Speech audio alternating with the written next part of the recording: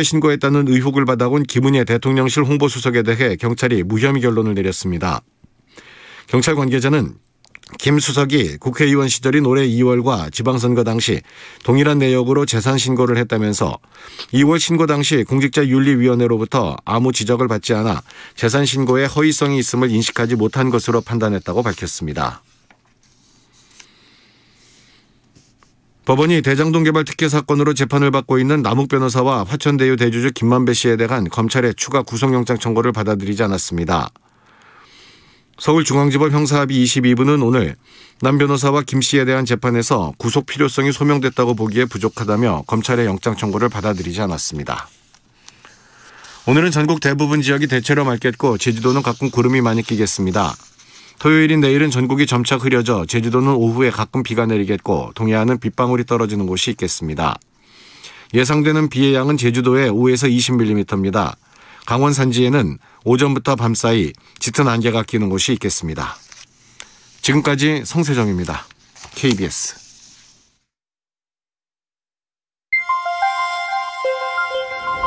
대한민국 중심 채널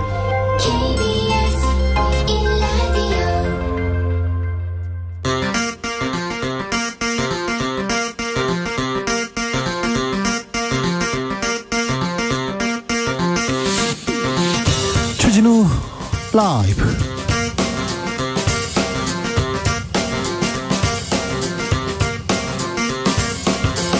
(2022년 11월 18일) 금요일입니다. 안녕하십니까, 주진우입니다.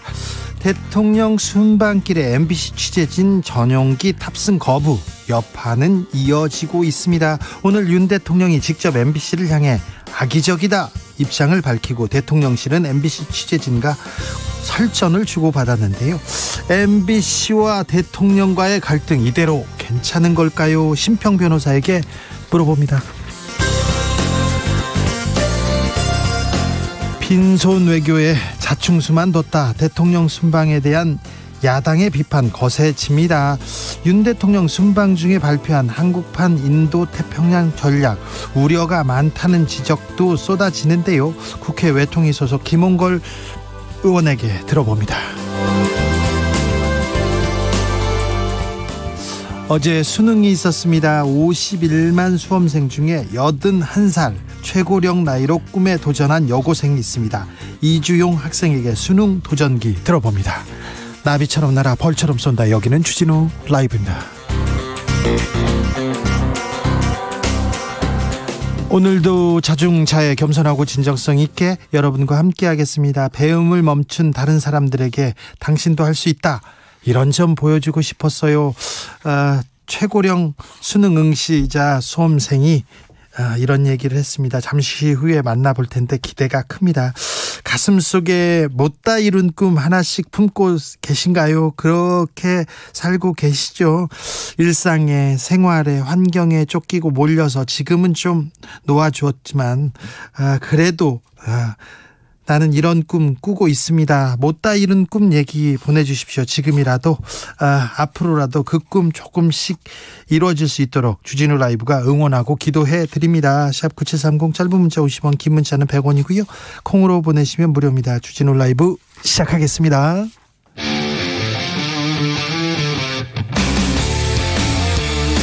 탐사보도 외길 인생 20년. 주 기자가 제일 싫어하는 것은?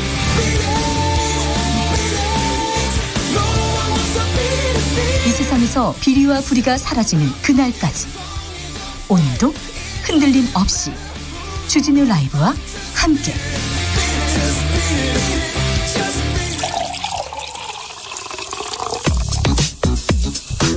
진짜 중요한 뉴스만 쭉 뽑아냈습니다. 슈스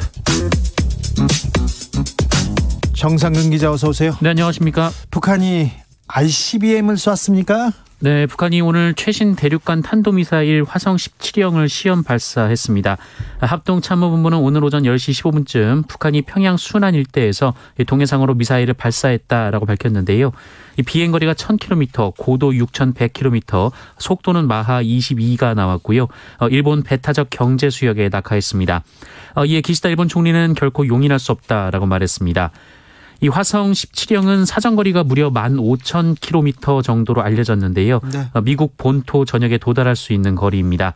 북한은 지난 3일 화성 17형으로 추정되는 장거리 미사일을 발사했는데 실패한 것으로 전해진 바 있고요. 또 어제에 이어 이틀 연속 미사일 발사를 했습니다. 미사일을 또 쐈습니다. 정부는 강하게 규탄했습니다. 네, 정부는 북한의 ICBM 발사를 중대한 도발로 규정하고 정부는 북한의 어떠한 도발에 대해서도 이를 즉각 응징할 수 있는 압도적인 대응 능력과 의지를 갖고 있다라면서 북한은 이를 오판해서는 안 된다라고 말했습니다. 오판해서는 안 된다. 정부에서 규탄은 계속 하고 있는데 북한이 계속 미사일을 쏘고 있습니다.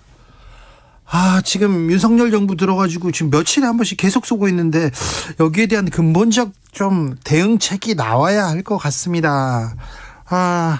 남북의 평화, 한반도의 평화보다 더 중요한 내용은 없는데 왜 이 부분은 간과하고 있는지 묻고 싶습니다.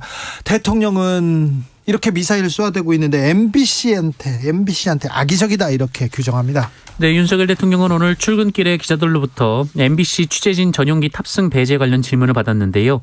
이에 대해 우리 국가안보의 핵심 축인 동맹관계를 사실과 다른 가짜뉴스로 이간질하려고 아주 악의적인 행태를 보였다라고 주장했습니다. 이간질, 아주 악의적 이런 얘기를 대통령의 입에서 듣습니다. 윤석열 대통령은 언론과 국민의 비판에 마음이 열려 있다라면서도 이 대통령으로서 헌법 수호 책임의 일환으로 부득이한 조치를 했다라고 말했습니다. 그러면서 언론의 자유도 중요하지만 언론의 책임도 매우 중요하다라고 주장했습니다. 헌법 수호 책임. 그러니까 MBC는 지금 헌법을 수호하지 않고 지금 비판과 지금 이간질을 하고 있다는 건가요? 대통령실과 MBC 기자간의 설전은 계속됐습니다. 네, 대통령실에 출입하는 MBC 기자는 윤석열 대통령 발언 직후 발걸음을 옮기는 윤석열 대통령에게 MBC가 무엇을 악의적으로 했다는 거냐라고 물었는데요. 윤석열 대통령은 답변하지 않았습니다. 그러나 이기정 홍보기획비서관이 가는 분한테 그렇게 이야기하면 예의가 아니다라고 했고 그러자 MBC 기자는 질문을 하라고 단상을 만들어 놓은 건 아닌가라고 반박했습니다. 그러자 또 이기정 비서관은 말꼬리 잡지 말라라고 했고요. 보도를 잘 하라라고 말했는데요. 그러자 MBC 기자는 아직도 군사정권인가라고 비판했습니다. 네. 참고로 이기정 비서관은 YTN 기자 출신입니다. YTN 기자를 하다가 얼마 전에 갔었죠? 네. 네. 대통령실과 MBC 간의 이 갈등. 지금 특정 언론사를 이렇게 비판하고 이렇게 갈등을 가져야 될 이럴 때인가 이런 생각해 보는데 잠시 후에 저희가 자세히 좀 분석해 봅니다. 이재명 대표의 측근입니다. 정진상 실장에 대한 영장실질심사가 지금 진행되고 있습니다. 네, 민주당 이재명 대표의 측근인 정진상 대표실 정무조정실장이 오늘 서울중앙지방법원에서 구속 전 피의자 신문을 받습니다. 정진상 실장은 유동규 씨 등 이른바 대장동 일당에게 각종 사업 추진 등 편의를 제공한 대가로 1억 4천만 원의 금품을 받은 혐의, 그리고 대장동 개발 사업자 선정 대가로 400억여 원을 나눠 갖기로 한 혐의, 이 내부 비밀을 민간업자에게 흘린 혐의, 그리고 유동규 전 본부장에게 휴대전화를 버리라고 지시한 혐의 등을 받고 있습니다. 정진상 실장은 오늘 법원에 출석하면서 기자들과 만났는데요. 이 검찰 정권의 수사는 증자 살인 3인성호라면서 이 군사 정권보다 더한 검찰 정권의 수사는 살아있는 권력에게도 향해야 할 것이다라고 비판했습니다. 정진상 실장의 구속 여부는 오늘 오후 늦게 혹은 내일 새벽에 결정될 전망입니다. 검찰의 전방위 수사가 이루어지는데 민주당 쪽만 향한다 이런 지적도 있습니다. 노웅래 의원의 자택 압수수색 이어졌어요? 네, 서울중앙지검은 오늘 오전 뇌물수수, 정치자금법 위반 등 혐의를 받고 있는 민주당 노웅래 의원의 자택을 추가 압수수색했습니다. 앞서 지난 16일 검찰은 노웅래 의원의 자택에서 현금 3억 원을 발견했는데요. 당시 압수 대상에 현금이 포함되지 않아서 봉인 조치만 하고 법원에서 영장을 다시 받아 집행을 했습니다. 노웅래 의원은 이 부의금이나 출판 기념회에서 나온 돈이라면서 문제가 없는 돈이다라고 반박했습니다. 김은혜 대통령실 홍보수석 재산 축소 신고 의혹으로 조사를 받았는데 무혐의 처분 나왔다고요? 네, 지난 지방선거 당시 재산 축소 신고 의혹으로 고발된 김은혜 대통령실 홍보수석에 대해 경찰이 공직선거법 위반 혐의가 없다라고 판단하고 불송치 결정을 내렸습니다. 재산 축소 신고는 분명히 선거법 위반 혐의인데요? 네, 이 공직선거법 250조 1항은 당선되거나 되게 할 목적으로 후보자 등에 관한 허위 사실을 공표하면 5년 이하의 징역 또는 3천만 원 이하의 벌금에 처하도록 하고 있는데요. 네. 경찰은 누락된 부분이 소액에 해당하기 때문에 이 당선될 목적으로 허위를 유포했다라고 인정하기 어렵다라고 판단했습니다. 소액이 10억 원대 아닌가요? 수십억이었던 것 같은데 이게 소액이라고요? 그래요? 왜 그랬을까요? 소액이었다고요? 이걸 어떻게 받아들여야 되는지 잠시 후에 재산 축소 신고를 해가지고 재판을 받은 사람이 있습니다. 김원걸 의원한테 제가 자세히 물어보겠습니다. 네. 소액이라 괜찮다. 이건 또 어떤 논리인지 경찰이 대통령실이니까 이렇게 수사 결과가 나온 건 아니겠죠. 네, 아니겠죠.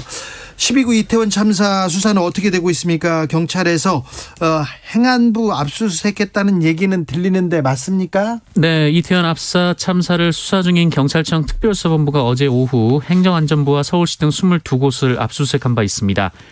경찰과 소방, 용산구청의 실무자들만 수사하고 있다라고 비판받아온 특수본이 이 상위 기관에 대한 강제 수사를 시작을 했는데요. 다만 압수수색 대상에서 행정안전부 장관 집무실, 서울시장 집무실은 제외가 됐었습니다. 그러면 행안부 장관 집무실, 서울시장 집무실은 안 했다고요? 네. 그럼 어디 한 거예요? 행안부의 부서? 네, 각종 부서를 했습니다. 이제서야 부서만. 박희영 용산구청장은 소환 조사했습니까? 네, 경찰 특수부는 박희영 용산구청장을 오늘 피의자 신분으로 소환해 조사했습니다. 박희영 구청장은 오늘 오전 경찰에 출석하면서 참사 전 대비가 부족했다고 인정하느냐, 자진 사퇴할 의사가 있느냐라는 질문을 받고 성실히 조사받겠다라고만 답을 했습니다. 특수부는 박희영 구청장이 할로윈 안전대책을 제대로 수립했는지, 실제로 어떤 업무를 이행했는지 추궁할 예정입니다. TBS 탄압 논란에 대해서 오세훈 서울시장이 입을 열었어요? 네, 최근 서울시 의회 소속 국민의힘 의원들이 교통방송의 서울시 예산 지원을 중단하는 내용의 조례안을 통과시킨 것이 언론 탄압이라는 비판이 나오고 있는데요. 오세훈 서울시장은 이에 대해 TBS가 언론으로서의 위상을 만들어갈 기회를 충분히 줬다라고 말했습니다. 오세훈 시장은 정치적으로 편향된 잘못된 방향으로 방송사가 운영되는 것을 지켜보면서도 극도의 인내심을 갖고 정상화되길 기다렸다라면서 의회에서 결단을 내린 것은 독립된 언론으로서 TBS가 기능하긴 어렵겠다고 생각한 것이다라고 말했습니다. TBS가 기능하긴 어렵겠다고 생각을 해가지고 이런 결단이라고요? 네, 앞서 서울시의회는 TBS 설립 및 운영에 관한 조례 폐지 조례안을 가결을 했는데요. 이에 따르면 TBS는 2024년 1월 1일부터 전체 예산의 70%에 달하는 서울시 출연금을 지원받지 못하게 됩니다.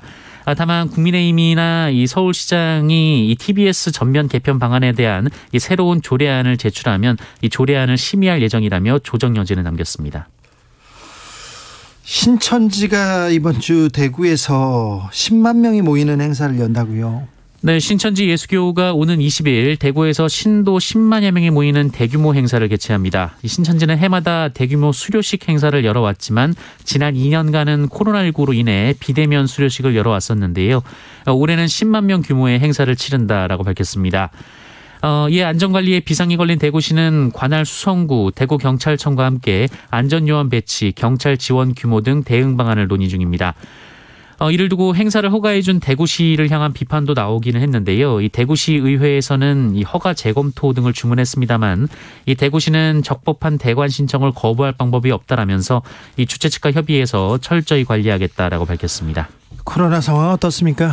네, 오늘 코로나19 신규 확진자 수는 49,418명입니다. 어제보다 6천여 명 감소했고요. 지난주 금요일과 비교하면 5천여 명이 줄었습니다. 네, 주스 정상근 기자 함께했습니다. 감사합니다. 고맙습니다. 나만 몰래 가슴속에 이렇게 꾸고 있는 꿈, 나만의 꿈 얘기 들어보고 있습니다. 박상훈님께서 취직하면 좋은 점이 뭔지 아세요? 꿈을 꾸게 해줍니다. 퇴사라는 꿈, 퇴사가 꿈이 되셨군요. 이 얘기 그렇게 막 공개적으로 하시면 안 되는데. 0147님 30살에 세계 일주를 꿈꾸면서 호주에서 돈을 벌었어요.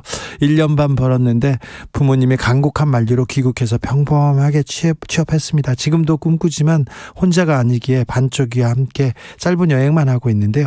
세계 여행은 꿈만 꿔봅니다. 곧 꿈꿀 수 있도록 네 있을 거예요. 그렇게 되도록 빌겠습니다. 2212님께서 저는요 소설 몇 편, 수필과 동화를 썼어요. 제 이름으로 책 한 권 내는 게 꿈입니다. 69세 할머니인데요. 내년에는 꼭 내고 싶어요. 내년에는 꼭 이 꿈 이루기를 빌겠습니다. 2479님 지금 70 하나입니다. 어릴 때 너무 가난해서 배우지 못했습니다. 그래서 61세 검정고시로 중고등학교 졸업장 땄습니다. 지금 아파트 보안실에서 근무 중입니다. 그럼 내년에는 이제 학교 가셔야죠. 대학 가셔야죠. 캠퍼스의 낭만 누리셔야죠. 네, 그렇게 빌겠습니다. 천사님께서 제 꿈은 기자였어요. 특별한 사명감에 뭐 이런 거창한 거 아니고 그저 NHK 특파원을 보고 반해서 제2 외국어가 불어였는데 혼자 1호 책도 사고 지금 생각하면 부끄럽네요. 네, NHK 특파원 보고 반해서 1호 책도 사고 기자 되려고요. 그런 경우 많습니다. 친구 따라서 미스코리아 됐어요. 그런 사람 많잖아요. 친구 따라 기자 됐어요. 그런 사람도 많아요. 아이고 그런데 기자를 할 사람들이 기자를 해야 되는데 막 그렇습니다. 정치를 할 사람들이 정치를 해야 되는데 그런 생각도 좀 해봅니다. 9997님께서 저의 못다 이룬 꿈은 주진우 기자님과 밥 한 끼 하는 것입니다. 제 꿈이 언젠간 이루어질 수 있을까요? 얘기하는데 아니 꿈을 좀 거국적으로 좀 꾸자고요. 좀 뭐 밥 먹는 게 뭐 어렵겠어요. 네. 교통정보센터 다녀오겠습니다. 이승미 씨. 네, 이 시각 교통정보입니다. 금요일 오후엔 경부고속도로가 부산 방향으로도 교통량이 많습니다. 현재 50km 넘는 구간에서 정체가 되는데요. 특히 충청권에서 길게 밀리고 있습니다. 망향휴게소 부근에서 옥산 분기점까지 22km 구간 막힙니다. 서울 방향으로는 안성에서 오산까지 정체고요. 기흥 동탄에서 판교 분기점까지 정체가 이어집니다. 또 양재에서 한남 쪽으로도 막히고요.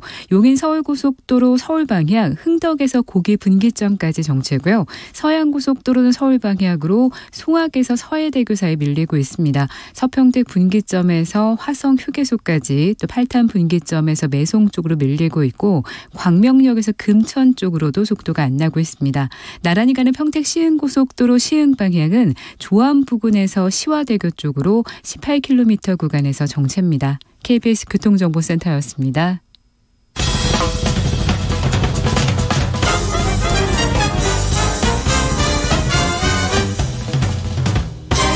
훅 인터뷰.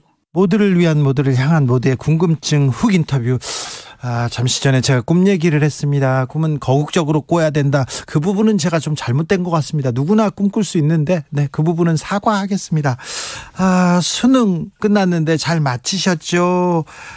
좀 후련하신지요? 좀 다 이렇게 편히 쉬셔야 될 텐데 그런 생각합니다. 어제 수험생 중에 최고령 학생 한번 만나보겠습니다. 마포구 일성여고 3학년 이주용 학생 만나봅니다. 안녕하세요. 여보세요. 이주용 학생 나와 계십니까? 이분은요. 수능 끝나고 잠을 잘 잤을까, 수능 잘 보셨을까 걱정도 됩니다. 원래 수능 시험을 안 봐도 된다고 합니다. 그런데도 꿈을 위해서 봤다는데 80이 넘은 나이에 수능 시험을 보셨습니다. 지금 어떤지 좀 물어보겠습니다. 이주용 학생 나와 계십니까? 많이 떨리신지 지금 연결이 아직 안 됐습니다. 네. 초등학교에 70살이 넘어서 이렇게 들어가셨고요. 늦은 나이에 학업을 시작하게 된 이유가 뭔지, 꿈꾸는 바가 무엇인지, 왜 공부를 하시는지 두루두루 이렇게 물어보겠습니다. 이주영 할머니 나와 계신지요? 네네. 네. 시험 잘 보셨어요? 저기 아는 데까지는 썼어요. 아는 데까지? 그러면 됐어요. 잘하셨어요. 네. 네. 어제 시험 끝나고 잠도 잘 주무셨어요? 저요? 네. 아이고 우리 딸내미 미국에 있는 딸내미하고 또 그냥 12시 넘어서 네. 거기는 밤이 낮이잖아요. 네네. 우리 딸내미하고 그냥 또 이런 얘기 수녀딸하고 또 얘기 그랬어요. 네. 80이 넘어서 이렇게 수능 시험을 보셨는데 네. 시험 준비는 어떻게 하셨어요? 아유 학교에서 하는 대로 했죠. 학교에서 하는 대로?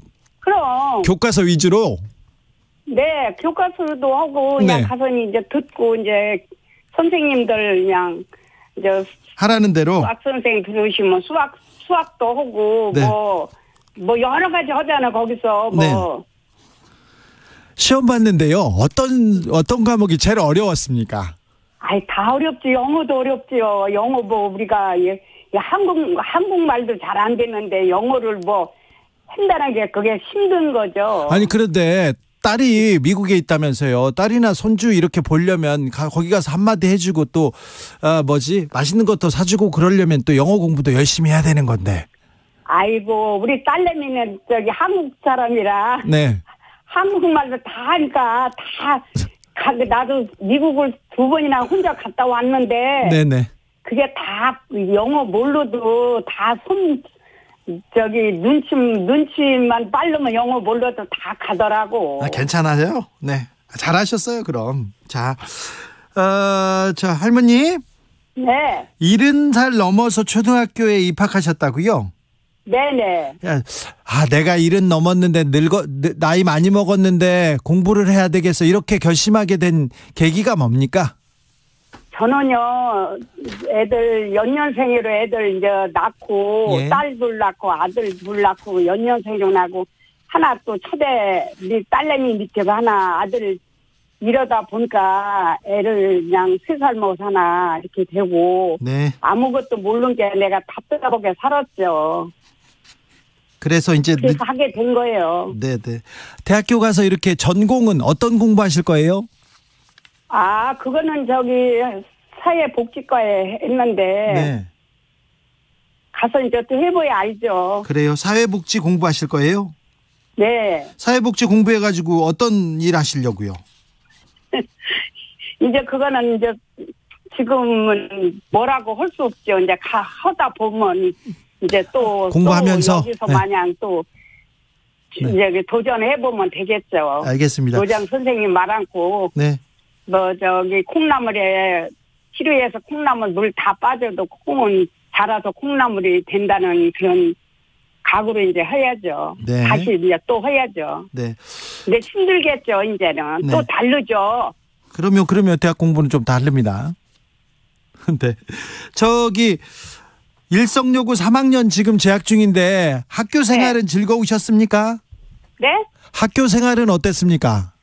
재밌죠. 가면은 몰랐던 거를 아니까 재밌죠. 그래요. 네. 친구들도 많이 사귀고 그랬습니까? 그렇죠. 내가 거기서 국민학교 4년 나오고 네. 또 중학교 2년 나오고 네. 또 고등학교 2년 나왔으니까 친구도 많죠. 많겠네. 그죠? 네, 선생님들도 많이 이렇게 또 이제 이 학년수 이렇게 할 때마다 1학기 쪽에 선생님 따르고 담임 선생 교양제 선생님들도 다 따로따로지요. 이제는 갈 때마다 색다르죠 또. 네. 근데 왜냐면 이제 처음에 들어가면 우리가 처음 들어가면 말귀도 못 알아듣잖아요. 그런데 이제 친구들하고도 정도 들고 선생님하고도 이렇게 친해지고 그랬는데 이제 학교 졸업하려니까 좀 서운하시겠어요. 맞아요. 아침에 일찍 가고 막 늦잠 자고 오늘 또 막 그러고 그냥 처음에는 그냥 걸어 다녔는데 네. 이제는 초등학교 가서 내가 1년을 이제 4층 고장 올라다니고 그래가지고 너무 다리 아파서 선생님이 밑으로 내려줬어요. 그랬어요. 오늘도 네. 학교 가셨어요? 그래도 갔죠. 갈 때는 괜찮은 저때 수능 그거 보러 가는데도 네. 선생님들이 다 데리고 갔는데 나는 아래를 내려가려고 막 보니까 얼마나 힘이 드는지 네. 나 혼자 택시 타고 거기 갔어요. 시험 보러? 네. 네. 아니 시험 보러 간 게 아니라 네. 학교 그거 예비술집. 네, 그거 보러 갔어요. 네, 네. 그랬는데 어저께도 또 시험 보러 가는데 어떠서 왔다고 또 밤에 선생님이 받아보래 거기서 포문은 그래서 나보고 어떻게 갈라느냐고 그러더라고요. 네. 그래서 나는 여기 서울대에 있으니까 2호선 타고 가서 네. 또 홍대 가서 택시 타고 간다. 그랬더니 그 양반 여기 네. 상도동에서 산대요. 그러니까 여기 관악구청 앞이다. 네. 그러니까 나를 데려다 준대요. 그래서 데려다 줬어요. 네, 데려다 줘가지고 거기서도 지금 이거 땄어요. 따가지고 오늘 저 선생님이 그거 다 글로 해서 네. 지금 이렇게 해서니 흑백으로 해줬어요. 오늘 갔더니. 아무튼 그러니까 덕분에 잘 시험 보시고 오셨네요. 네, 내가 올 때는 이제 택시 타고 또 와서 홍대에서 내려서 이제 오고. 알겠어요. 또 핸드폰도 안 갖고 갔어 나는. 안 가지고 가셨구나. 왜 안 갖고 갔느냐면 뭐 우리 아들이 그래 엄마 그거 갖고 가시지 말라고 하는데. 시험 볼 때는. 올 때는 네. 빨리 하고서니 좀 늦게 한다고 하는데도 네. 오니까 좀 그렇더라고. 그래서 갖고 가도 되을 거를 그렇게 생각했어요. 예, 아이고 잘했어요. 하루니까. 저기 대학교 가서 뭐 하고 싶어요? 미팅도 하시고 MT도 가셔야죠. 근데 다리가 아파서. 다리가 아파요 내가. 아이고 어떡해요. 그래서 나는 딴 데 가서 노느니 그냥 뭐 전 농장 같은 데 가도 놀아도 있는데 아직까지는 내가 네. 또 우리 남편이 또 아파요. 아이고. 근데 못 가는 걸 지금 가요 학교도. 네. 그래도 아침에 약 챙겨놓고 어떤 땐 혈압약도 와보면 혈압약도 안 잡수고 있고 그래요. 예. 근데도 이제는 일주일에 3번 가니까 그거는 그러니까 하고 또 거기는 5일간 다니잖아. 우리 학교는. 네. 토요일 날도 가요. 내일 토요일 날도 가 학교. 이제요? 네. 알겠습니다. 이게 그거를 3년 올 거를 숫자를 다 채우니까. 예. 예. 그래서 가요. 저기 할머니 응원한다, 존경한다는 문자가 이렇게 계속 오고 있습니다. 예, 그리고 지금 있잖아. 우리 딸도 막 여기저기서 우리 친척들도 하나도 몰랐는데. 네. 다 그거 신문 보고. 네. 이게 오는 거예요. 그렇다고 우리 딸내미 친구도 아유 너네 엄마 대단하다고. 대단하죠. 그렇게 그 나이에 무슨 수능을 하냐고. 네. 아유 별 사람 다 있어요. 그 나이에 그거 해서 뭐 하냐고. 네. 나는 그렇게 생각 안 했거든요. 그렇죠. 네, 그리고 우리 큰아들이 축구를 해가지고. 네. 중학교 쪽에도 하고 고등학교 쪽에도 내가 회장만 했지 총무를 못했어. 이거 글 쓰지를 못해가지고. 이제 남이 가서 이런 걸 쓰는 걸 보면 옆에서 아유 지금도 그래 마찬가지예요. 지금도 글을 막 토를 달잖아요. 네. 근데 나는 그게 나이 먹어서 배웠기 때문에 안 돼요. 네. 잘. 이제 하시면 되죠, 이제. 네, 되는데, 네. 그래도 애들하고, 처음서부터 이렇게 글씨도 읽고, 뭐가 앞에서 나오면 뒤가 또 뭐 나온다는 거고, 뒤서 나오면 앞이가 뭐 나오는 게, 나는 초등학교도 7급밖에 못 따고, 6급 따고, 이제 거기 중학교 쪽에 6급 따고, 이제 5급에서 지금, 네. 28일 날도 또 5급 시험 봐. 또 봐요? 네, 또, 21일에서부터 23일까지 또 시험 봐요. 그거 이제 고등학교 마지막 봐요. 마지막 시험을? 네. 기말고사구나. 네. 그러니까 어려서 공부하는 거지. 이게 나이 먹어서 한다는 게, 그게. 할머니도 시험 보기. 살림내고 애들이 다 그동안에 결혼시키고 뭐. 자, 그랬어요. 할머니 시험 보는 거는 싫군요? 네? 시험 보는 거는 별로 안 좋아하는구나. 잘 모르니까. 시험 보는 건 다 싫은가 보네. 할머니한테 온 응원 문자 제가 몇 개 읽어드릴 테니까 조금 들어보세요. K837님께서 무언가 도전을 앞둘 때 그때마다 나이 탓하면서 피하는 제 자신이 부끄럽습니다. 결과보다 그 도전 자체 존경스럽고 제게 영감을 줍니다. 항상 건강하시고 이후에도 꿈 이루시길 바랄게요. 이렇게 응원하셨습니다. 0345님께서는 해맑게 말씀하시는데 제가 울컥해요. 저보다 2배 더 사셨는데 소녀 같으세요. 아유, 열심히 그래요. 살아야겠어요. 네, 너무 답답하게 살았어요, 제가. 네. 아이고 지금은 제일 또. 그러니까 내가 누구 말 않고 가서니 그래도 누구 말 않고 내 통장 정리라도 하니까 좋아요. 그렇습니까? 마지막으로요.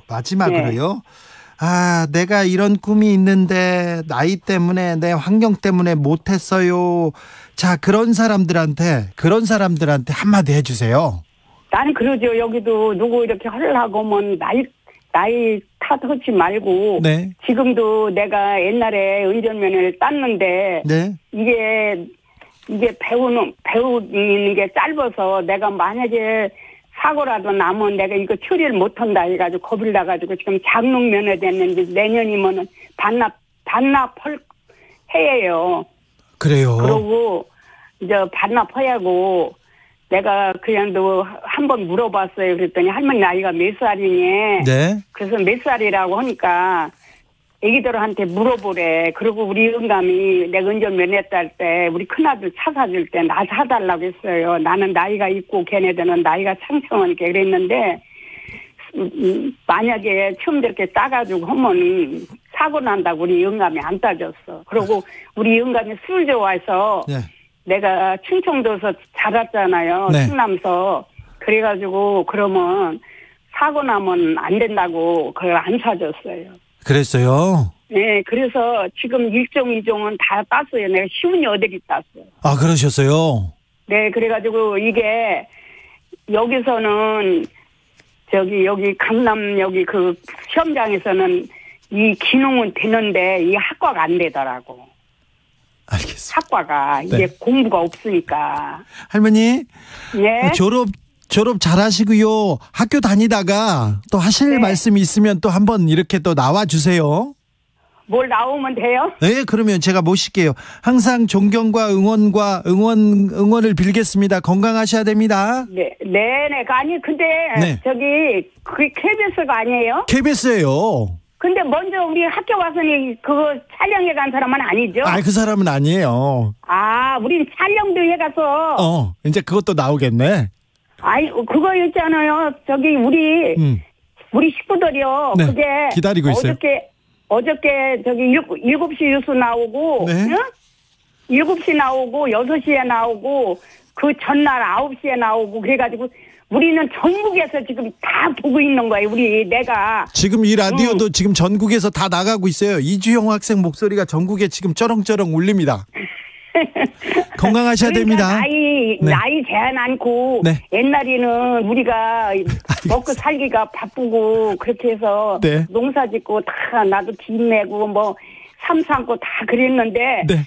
지금은 돈 없어도 자기만 노력하면 어디 가든지 배울 수 있더라고. 왜 가만히 있어? 알겠어요. 배울 능력이 이렇게 후원들 해주는데. 알겠어요.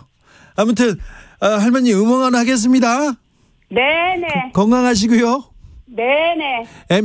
무릎 아파도 다리 아파도 꼭 MT 가세요. 네, MT 가죠 그럼. 그러세요. 네네.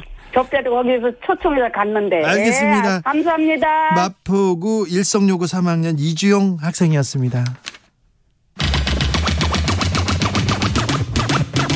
주진우 라이브.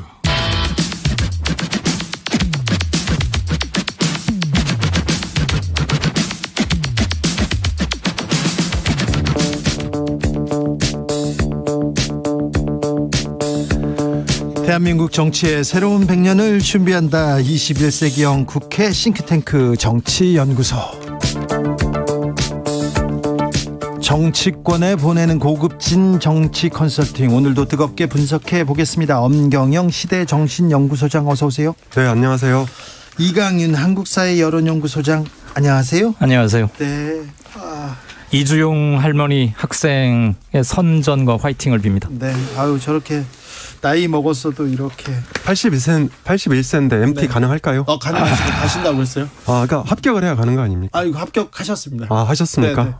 네네. 축하드립니다. 미팅도 하시겠다고는 했는데 예. 미팅은 조금 어떻게 되실지 응원합니다. 아무튼 할아버지는 계시지만 미팅을 할 수 있지 않습니까? MT도 가시고 그러셨으면 좋겠습니다. 아무튼 많은 국민들한테 희망과 위로를 던져주셔가지고 너무 감사합니다. 순방 얘기를 조금 하고는 넘어가야 될 것 같습니다. 이 국제 질서가 지금 재편되는 매우 엄중한 시기에 떠난 순방이었습니다. 한미, 한중 회담이 있었으니 이 의미도 짚어봐야 되는데요. 그런데 뭐 순방의 의미보다는 다른 얘기가 더 많이 나왔던 건 아닌가 이런 것도 생각해 봅니다. 소장님 어떻게 보셨습니까? 네, 역시 가장 핫한 주제가 김건희 여사죠. 김건희 여사가 이번 순방에서도 각종 이슈를 몰고 다녔는데 첫 번째가 이제 이 오드리 헵번 행보에 대해서 말이 많았죠. 그리고 두 번째가 바이든 대통령 팔짱을 낀 거. 그리고 이제 마지막으로 해외 영상이긴 하지만은 윤석열 대통령을 빨리 나가라 이렇게 막 그 강권한 듯한 그런 영상. 그런데 저는 민주당이 왜 김건희 여사를 그렇게 비판하는지 이해할 수가 없습니다. 자, 이 바이든 대통령 팔짱을 꼈죠. 민주당이 1년 6개월 이상 김건희 여사를 집요하게 공격을 했습니다. 그리고 심지어 김건희 특검법까지 발의를 했죠. 그런데 그렇게 싫어하는 김건희 여사가 또 여전히 싫어하는 바이든 대통령 팔짱을 낀다고 해서 그게 뭐 나쁜 일입니까? 저는 그렇게 해서라도 국익을 지킨다면 정말 좋은 일이다 이렇게 생각을 하고요. 그리고 이제 오드리 헵번 행보인데 오드리 헵번 행보와 김건희 여사 행보는 저는 본질적으로 비슷하다. 다만 오드리 헵번은 당시에 만인의 여인이었고 김건희 여사는 만인의 밉상 비슷하게 찍혀 있어서 굉장히 부정적인 인식이 확산된 거다. 그렇게 생각을 하는데요. 자, 지금 이 국제 행사, 각종 국제 행사가 무슨 실질적인 힘을 발휘하고 있지 못합니다. 유엔을 비롯해서 G20도 마찬가지고 기후총회도 마찬가지고 오히려 국제 행사는 국내 정치의 연장선상에서 이 각국 대통령이 자신의 홍보의 장으로 활용하고 있거든요. 그러니까 이 배우자 섹션이라는 것도 똑같습니다. 수천만 원의 드레스를 자랑하고 이 불평등을 이렇게 부각시키는 그런 부정적인 인식도 많이 있거든요. 차라리 저는 그 시간에 정말 그늘진 곳을 찾아서 이 김건희 여사만의 어떤 행보 이런 것들을 개척하는 것도 좀 의미가 있다고 봅니다. 네. 안보 블록 그리고 경제 블록 요즘은 이 두 가지가 합쳐지는 듯해요. 코로나 함께 겹치면서 공급망 체인 문제 생기고 하면서요. 그런데 이번이 지금 두 번째 국제 외교 무대인가요? 윤 대통령 취임 이후로? 두 번인가요? 세 번인가요? 세 번째인데 공식적으로 이제 제대로 된 뭐 회담은 처음이다 이렇게도 얘기합니다. 그런데 항상 외교 관련 이슈가 이벤트가 열리면 꼭 지금처럼 방금 엄 소장이 이렇게 처음에 정리를 좀 하셨는데 비본질적인 것이 본질적인 것에 꼭 앞선다. 그래서 주요 논점은 흐지부지해져 버리거나 이번 논의에서 뭐가 잘못됐고 뭐가 좀 이슈가 될 것 같고 어떤 점은 우리 입장을 명확히 했고 어떤 점은 앞으로 우리한테 중요한 숙제가 될 것 같다. 이런 성찰과 결산 이런 걸 주로 해야 되는데 항상 뭐가 어땠다느니 뭐 사진을 찍었다느니 뭐 이거가 왜 계속 되풀이되는지 이거는 당사자는 물론이고 우리 국민들도 굉장히 큰 손해죠. 그만할 필요 없이 손해입니다. 근데 앞으로도 이런 게 과연 불식이 될까 하는 점에서 저는 아주 좀 근본적인 의문을 제기하지 매우 않을 수가 중요한 없습니다. 순방이었고 이번 순방은 성공적이었다. 대통령실과 여당에서는 얘기를 하는데 이 순방의 성과를 이렇게 좀 집중하기 위해서 다른 뉴스를 조금 줄일 수도 있잖아요. 오로지 순방에만 이렇게 집중할 수 있도록 이렇게 다른 데서는 조금 잡음을 줄여주고 이렇게 집중할 수 있도록 해야 되는데 MBC 전용기 타지 마 여기부터. 그렇습니다. 그러니까 이제 모든 순방은 대통령이 중심이 되는 게 맞죠. 그리고 사실 이번 순방은 한미일, 한일, 한미 정상회담을 잇따라 했고요. 네. 그리고 더 중요한 것은 시진핑과 첫 대면 회담을 했다. 네. 그리고 이제 윤 대통령도 과거 문재인 정부와 달리 할 말을 했다. 저는 그렇게 평가를 하고 싶은데요. 그래서 순방 전체로 보면 대략 한 70점 된다. 그렇게 봅니다. 다만 이 5개 T MBC 전용기 탑승 거부 문제가 처음부터 논란이 됐죠. 네. 그래서 이것 때문에 사실 이 순방의 성과를 까먹었다. 그리고 이제 김건희 여사 논란도 민주당의 집요한 공세 속에서 저것이 이슈가 되니까 오히려 순방 효과를 반감시키는 결과를 가져왔다. 저는 그렇게 평가를 합니다. 만약에 자 MBC에 대한 그 MBC 전용기 탑승 문제 이 부분 지적하지 않았다고 쳐요. 그리고 나서 순방의 좀 효과, 순방의 성과를 좀 알려야 되니 김건희 여사 사진이나 나중에 그 행적은 나중에 이렇게 공개하면 어땠을까 이런 생각도 조금 해봅니다. 예. 그 사진의 대언론 릴리스 타임 그 제공하는 시점이 그렇게 중요한 문제가 되어서는 안 되는데 다른 문제로 이미 떠나기 전부터 묘한 언론과의 특히 일정 부분 전선이 형성된 상태로 갔기 때문에 잠재적으로 있던 게 드러날 수밖에 없었고요. 오늘 도어 스태핑에서도 대통령의 언론관 이런 게 명확히 드러났다고 봅니다. 앞으로 굉장히 험난한 게 예상이 돼서 참 안타깝고 답답하고요. 또 하나 시진핑과의 한중 정상회담이 무엇보다도 가장 하이라이트이자 중요한 점이었다고 보는데 25분간 결코 시간은 길지 않았죠. 각자 서로 원칙적인 말, 서로 하고 싶은 말만 했거든요. 그래서 물론 회담이라는 게 그 짧은 시간 안에 뭘 도출하겠습니까? 서로 입장 차이를 대면으로 확인하는 것 자체도 의미를 부여할 수는 있겠습니다만 우리한테 굉장히 많은 숙제와 공부와 많은 고민을 던져준 회담이 아니었나. 지금 그러면 순방 그게 종료되는 순간부터 우리는 그런 얘기를 많이 하고 고민도 해야 되는데 아직도 지금 뭐 어디를 갔느니 뭐 무슨 빈곤 뭐라느니 MBC와 그렇고 TBS 문제도 겹치고 하니까 중요한 한중 이슈 이런 것들을 찾아볼래야 찾아볼 수 없다는 것. 이거야말로 순방의 성과나 의미를 자승자박하는 게 아닌가 싶습니다. 지금 매우 중요한 시점인데 MBC와 이렇게 갈등 악의적이라고 직격탄을 날리고 MBC의 갈등을 키워가는 듯한 모양새 이 부분은 어떻게 봐야 됩니까? 자, 우리 윤석열 정부가 등장할 때부터 사실 고려시대로 따지면 윤석열 정부는 무신정권입니다. 고려시대 때 무신정권은 총은 없었죠. 칼로 국정을 운영하지만 지금 윤석열 정권은 검찰의 수사로 국정을 운영합니다. 그래서 다분히 네거티브 성격을 가질 수밖에 없습니다. 네. 그리고 윤석열 대통령이 당선될 때부터 우리가 그런 건 몰랐습니까? 다 예측을 했지 않습니까? 그리고 윤석열 대통령은 정치 경험이 거의 없는 사람입니다. 예. 그러니까 MBC의 지난번에 이 XX 논란에 대해서 윤석열 대통령은 아마도 MBC의 공격으로 받아들였을 가능성이 큽니다. 그리고 마치 2008년에 광우병 사태를 불렀던 MBC 보도처럼 네. 이렇게 이제 받아들이면서 이 MBC에 대해서 이 적대적 사고를 할 가능성이 큽니다. 지금 적대적 사고를 하고 있다고 보입니다. 적으로 보고 있는 겁니다. 전 다만 여기에 대해서 우리가 이 윤석열 대통령 비판하고 비난할 수는 있죠. 그리고 당연히 여권에서도 그 문제를 지적하고 이 윤석열 대통령의 머리를 돌려놔야죠. 국민 쪽으로. 네. 그죠? 네. 검찰의 수사나 칼이 아니고. 네. 그런데 문제는 이게 이제 제대로 안 된다는 데 있죠. 이게 왜 안 되는 줄 아십니까? 이 대통령은 사실은 여전히 황제입니다. 황제. 제왕이고. 그래서 대통령 생각이 기준이 되는 사회에 우리는 살고 있는 거예요. 아니 지금 때가 어느 때인데 아직도 황제로 살겠다고 왕으로 살겠다고요. 그건 아니죠. 물론 이제 때가 많이 바뀌었죠. 때가 많이 바뀌었지만 사실 자 우리가 이 노무현 정부 김대중 정부를 거치면서 이 민주주의가 꽃피던 시대입니다. 이게 이제 이명박 정부 박근혜 정부 때 민주주의가 퇴행했어요. 그리고 그러고 맞은 정권이 문재인 정권 아닙니까? 문재인 정권 어떻게 나라를 운영했습니까? 보수를 싸그리 다 씨를 말렸습니다. 정말 그 검찰을 동원해서 2년 동안을 과거 10년의 보수 정권을 다 뒤진 거예요. 이러면서 보수 정치 기반이 와야 된 겁니다. 이렇게 등장한 게 바로 윤석열 정권이에요. 그래서 저는 책임의 소재를 따진다면 문재인 정권한테 근본적인 책임이 있다. 이것도 이렇게 주장을 하고 싶습니다.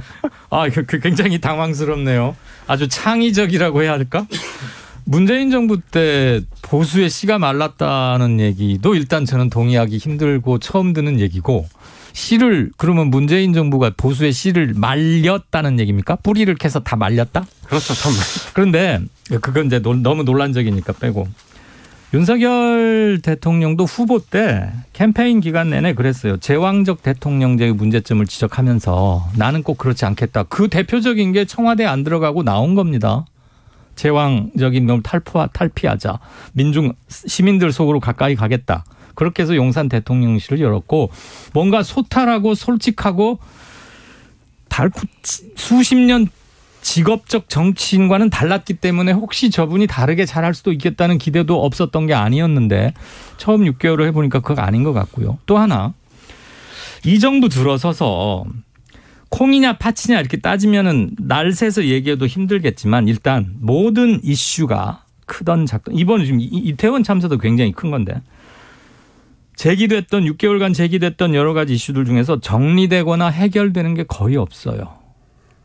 계속 꼬여가고 있고 내연되다가 몇 개월 후에 뭐가 터지면서 잠잠해 있던 게 다시 끄집어서 올라오고 그러니까 너무 난마처럼 얽혀서 국정이 제대로 관리되고 운영되고 있는가라는 의문을 시민들이 거둘 수가 없고 둘째, 이번 윤석열 정부가 내세우는 가장 큰 국정 목표는 뭐지? 경제인가? 사회 통합인가? 뭘 어떻게 하겠다는 건가? 6개월이 지나도록 정책적 아젠다 면에서 하나도 아는 게 없으니까 사람들이 답답해하죠. 이 두 가지가 가장 큰 문제라고 봐요. 보수가 씨가 말랐다는 건 저는 전혀 동의하지 않습니다. 자, 씨가 안 말랐으니까 이겼잖아요. 이태원 참사 대선에서. 이야기를 조금만 해볼까요? 이태원 참사 10월 29일입니다. 그런데 참사의 원인도 지금 규명되지 않고 책임도 불분명해지고 있고 점점 사람들은 이태원을 12구를 잊고만 있습니다. 정치권에서 더 나은 미래를 위해서 더 안전한 사회를 위해서 역할을 좀 해야 될 것 같은데 정치권을 이런 걸 바라는 것은 무리인가요? 자, 제가 그 말씀 드리기 전에 이강인 소장님 반박 30초만 하겠습니다. 아니요, 이제 다른 이슈로 넘어가죠. 30초만 하겠습니다. 자, 지금은 이중 권력 시대입니다. 정부는 윤석열 대통령이 잡고 있지만 국회는 민주당 정권입니다. 그래서 이게 사상 초유의 이중 권력에서 이 발생되는 과도기적 혼란이다. 저는 이제 일단 그렇게 지적을 하고 싶고요.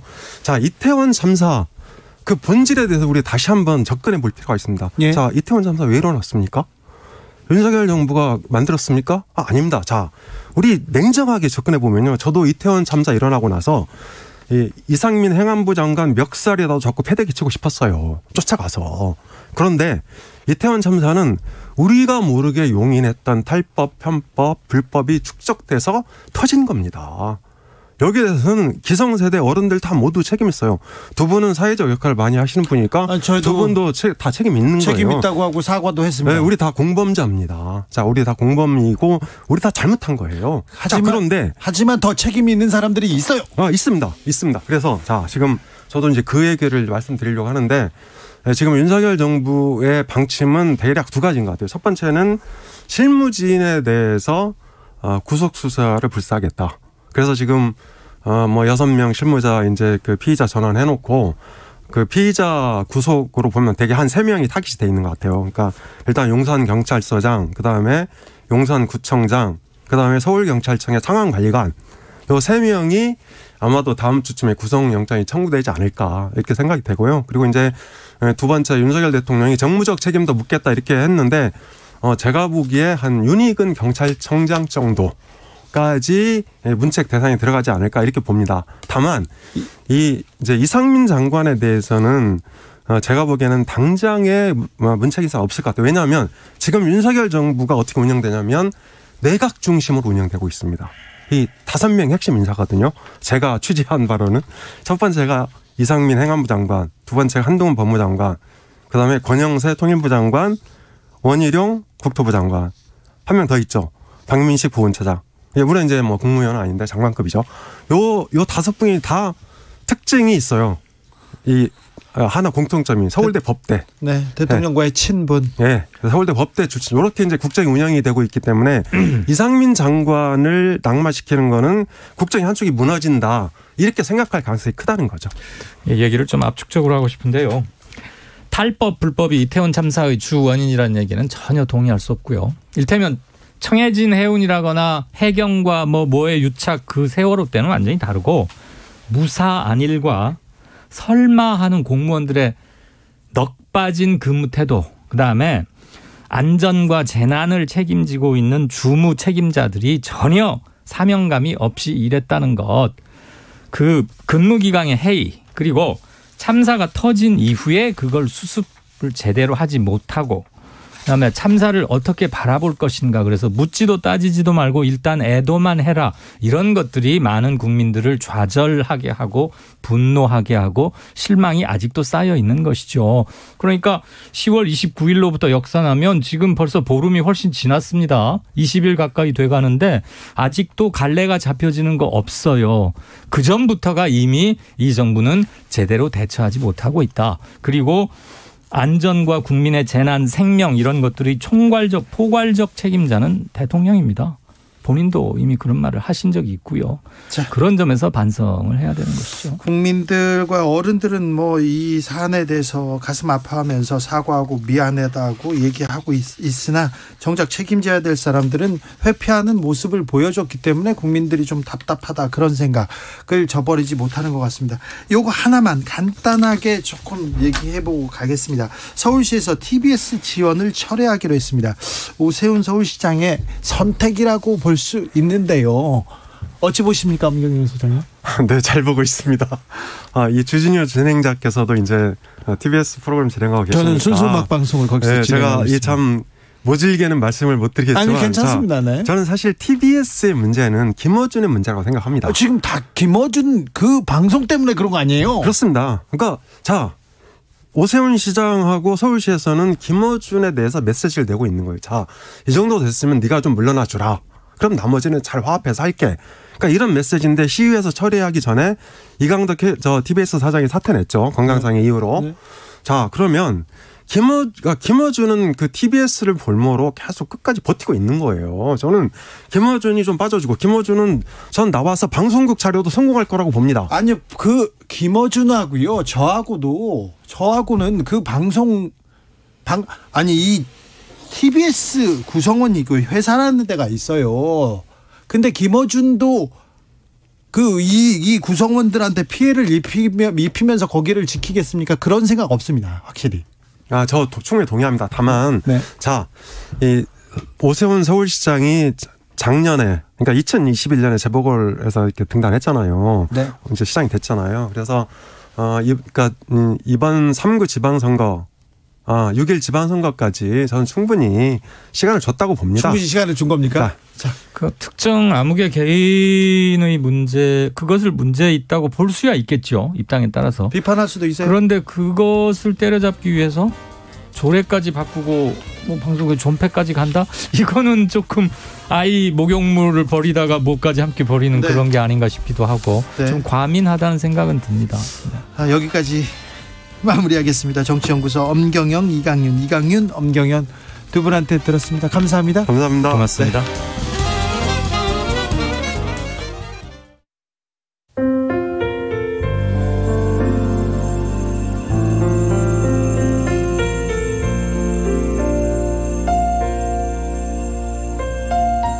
KBS 라디오 연중기획 희망충전 대한민국 508번째 이야기. 안녕하세요. 아나운서 이현주입니다. 21살 승우는 어릴 때부터 줄곧 집안의 가장 역할을 하고 있습니다. 부모님과 1살 터울의 형 모두 지적장애가 있다 보니 일찍 처리될 수밖에 없었는데요. 고3인 여동생은 그런 승우를 부모님처럼 의지하고 잘 따릅니다. 가족들의 존재가 큰 힘이 되면서도 때로는 짐처럼 느껴지는 승우. 장차 물리치료사가 되고 싶지만 가족들을 돌보며 아르바이트까지 하느라 자격증 공부에 몰입하기가 힘듭니다. 늘 씩씩한 모습을 보였지만 이제는 점점 지쳐가고 있는데요. 그 어느 때보다도 희망이 간절한 승훈의 가족을 위해서 여러분이 손을 내밀어 주세요. 여러분의 따뜻한 손길이 희망의 빛이 됩니다. ARS 060-700-1580 060-700-1580 한 통화 3,000원으로 희망을 선물해 주세요. KBS 라디오 연중기획 희망충전 대한민국은 초록우산 어린이재단, 인탑스 주식회사, 그리고 청취자 여러분과 함께합니다. ARS 060-700-1580 한 통화 3,000원입니다.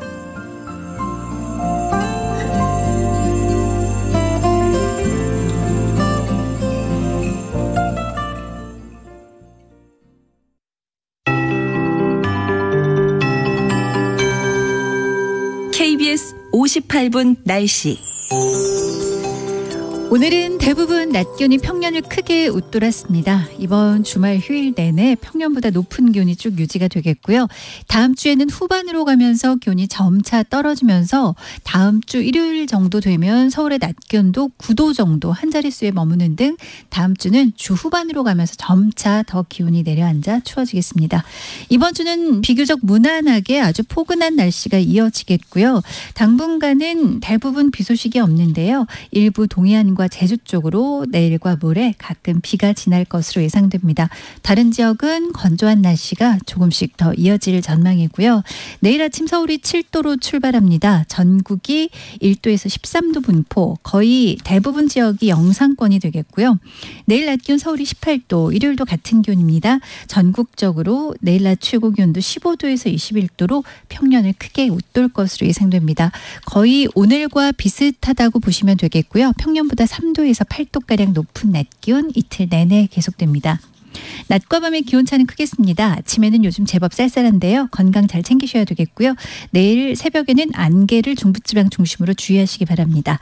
내일은 오후부터 제주에 가끔 비 소식이 있고요. 일부 동해안은 내일 오전부터 오후 사이 빗방울 예보가 좀 있습니다. 현재 서울 기온 14.4도입니다. 최영우였습니다.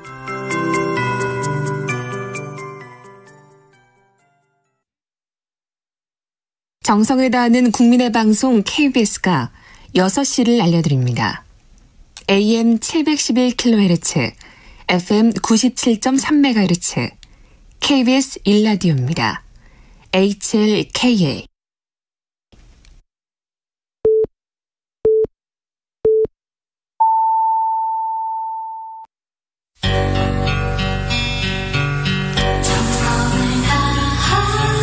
정성을 다하는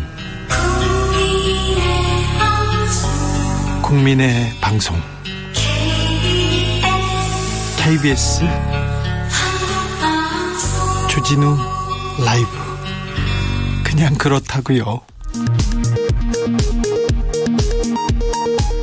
이 시각 라디오 정보센터 뉴스입니다. 윤석열 대통령이 MBC 취재진의 전용기 탑승 배제는 가짜뉴스에 따른 부득이한 조치였다고 말했습니다. MBC는 언론의 자유를 위축시킬 수 있는 위협적 발언이라며 유감을 표했습니다. 더불어민주당은 윤석열 대통령의 발언에 대해 언론은 대통령 발언을 받아쓰고 국정홍보를 지원하는 기관이 아니라고 반박했고, 정의당은 윤석열 대통령은 대한민국 헌법이 독재 정권의 유신 헌법으로 보이냐며 비판했습니다. 국민의힘 박성중 의원은 오늘 한 라디오 인터뷰에서 소속 의원의 MBC 광고 불매운동 발언 논란과 관련해 더 공영방송을 하라는 차원에서 하나의 무언의 압력이라고 말했습니다. 더불어민주당 이재명 대표는 윤석열 대통령의 동남아시아 순방 결과에 대해 일종의 자충수를 둔 것 아닌가 생각된다며 어쩌면 국익을 위태롭게 하는 진영 대결에 장기말이 된 것 아닌가 하는 우려가 되고 있다고 말했습니다. 합동참모본부는 오늘 오전 10시 15분쯤 북한이 평양 순안 일대에서 동해상으로 발사한 대륙간 탄도미사일 ICBM 한 발을 포착했다고 밝혔습니다. 지금까지 라디오 정보센터 조진주였습니다.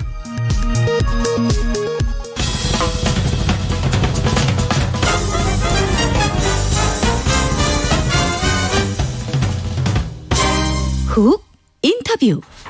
훅 인터뷰 이어갑니다. 윤석열 대통령 동남아 순방을 전후로 대통령실과 MBC 간의 갈등 커지고 있습니다. MBC가 악의적이다, 대통령이 언론 길들이기 한다 주장 팽팽하게 맞서고 있는데요. 어떻게 되는 걸까요? 한번 물어보겠습니다. 심평 변호사님, 안녕하세요. 안녕하십니까. 네, 변호사님, 이번 대통령의 순방 어떻게 보셨습니까? 조금 전에 이재명 대표가 말씀하신 것하고는 저는 좀 다르게 보는데요. 네. 지난번 그 나토 정상회의 참석이나 또 이런 일련의 과정에서 우리 외교가 이제 그 정상화되는 것이 아닌가. 네. 그래서 좀 실용 외교 쪽으로 나아가고 있다는 점에서 대단히 긍정적으로 저는 평가를 합니다. 네. 과거에 문재인 정부의 외교가 좀 실례될 말이지만은 친중, 친북, 그쪽으로 경도되다 보니까 이 교조적인 그런 외교에서 우리가 그 운신의 폭이 좁았지 않나 생각합니다. 그런 점을 이제 탈피해서 외교의 정상화가 비로소 실행되고 있다고 저는 긍정적으로 평가를 합니다. 특히 시진핑 주석과의 네. 회담을 이끌어낸 것은 네. 대단히 잘한 것이죠. 네. 예. 그런데요. 문재인 정부 때는 대통령 순방 다녀오면 대통령 지지율이 계속 오르곤 했는데 예. 왜 윤석열 대통령은 이렇게 순방 다녀오면은 이렇게 여론이 안 좋아지는 걸까요? 저는 이 외교적인 성과 그런 차원보다는 네. 지금 여러 가지 전국이 교착 상태에 있죠. 네. 그런 교착 상태를 벗어날 만한 행동을 네. 이 여당이나 또 대통령실에서 보여주지 못하고 예. 또 그렇게 해서 국민들이 실망하는 부분이 여론조사로 반영된 것이 아닌가 생각을 합니다. 알겠습니다. 이번 순방 사실 국제 질서가 이렇게 재편되는 매우 위중한 시기에 가서 예. 한일, 한미, 한중 정상회담까지 만났어요. 순방에서 예. 나름 노력한 부분도 보이곤 했는데요. 예. 그런데 윤석열 대통령보다 김건희 여사만 보여요. 이런 좀 지적은 있습니다.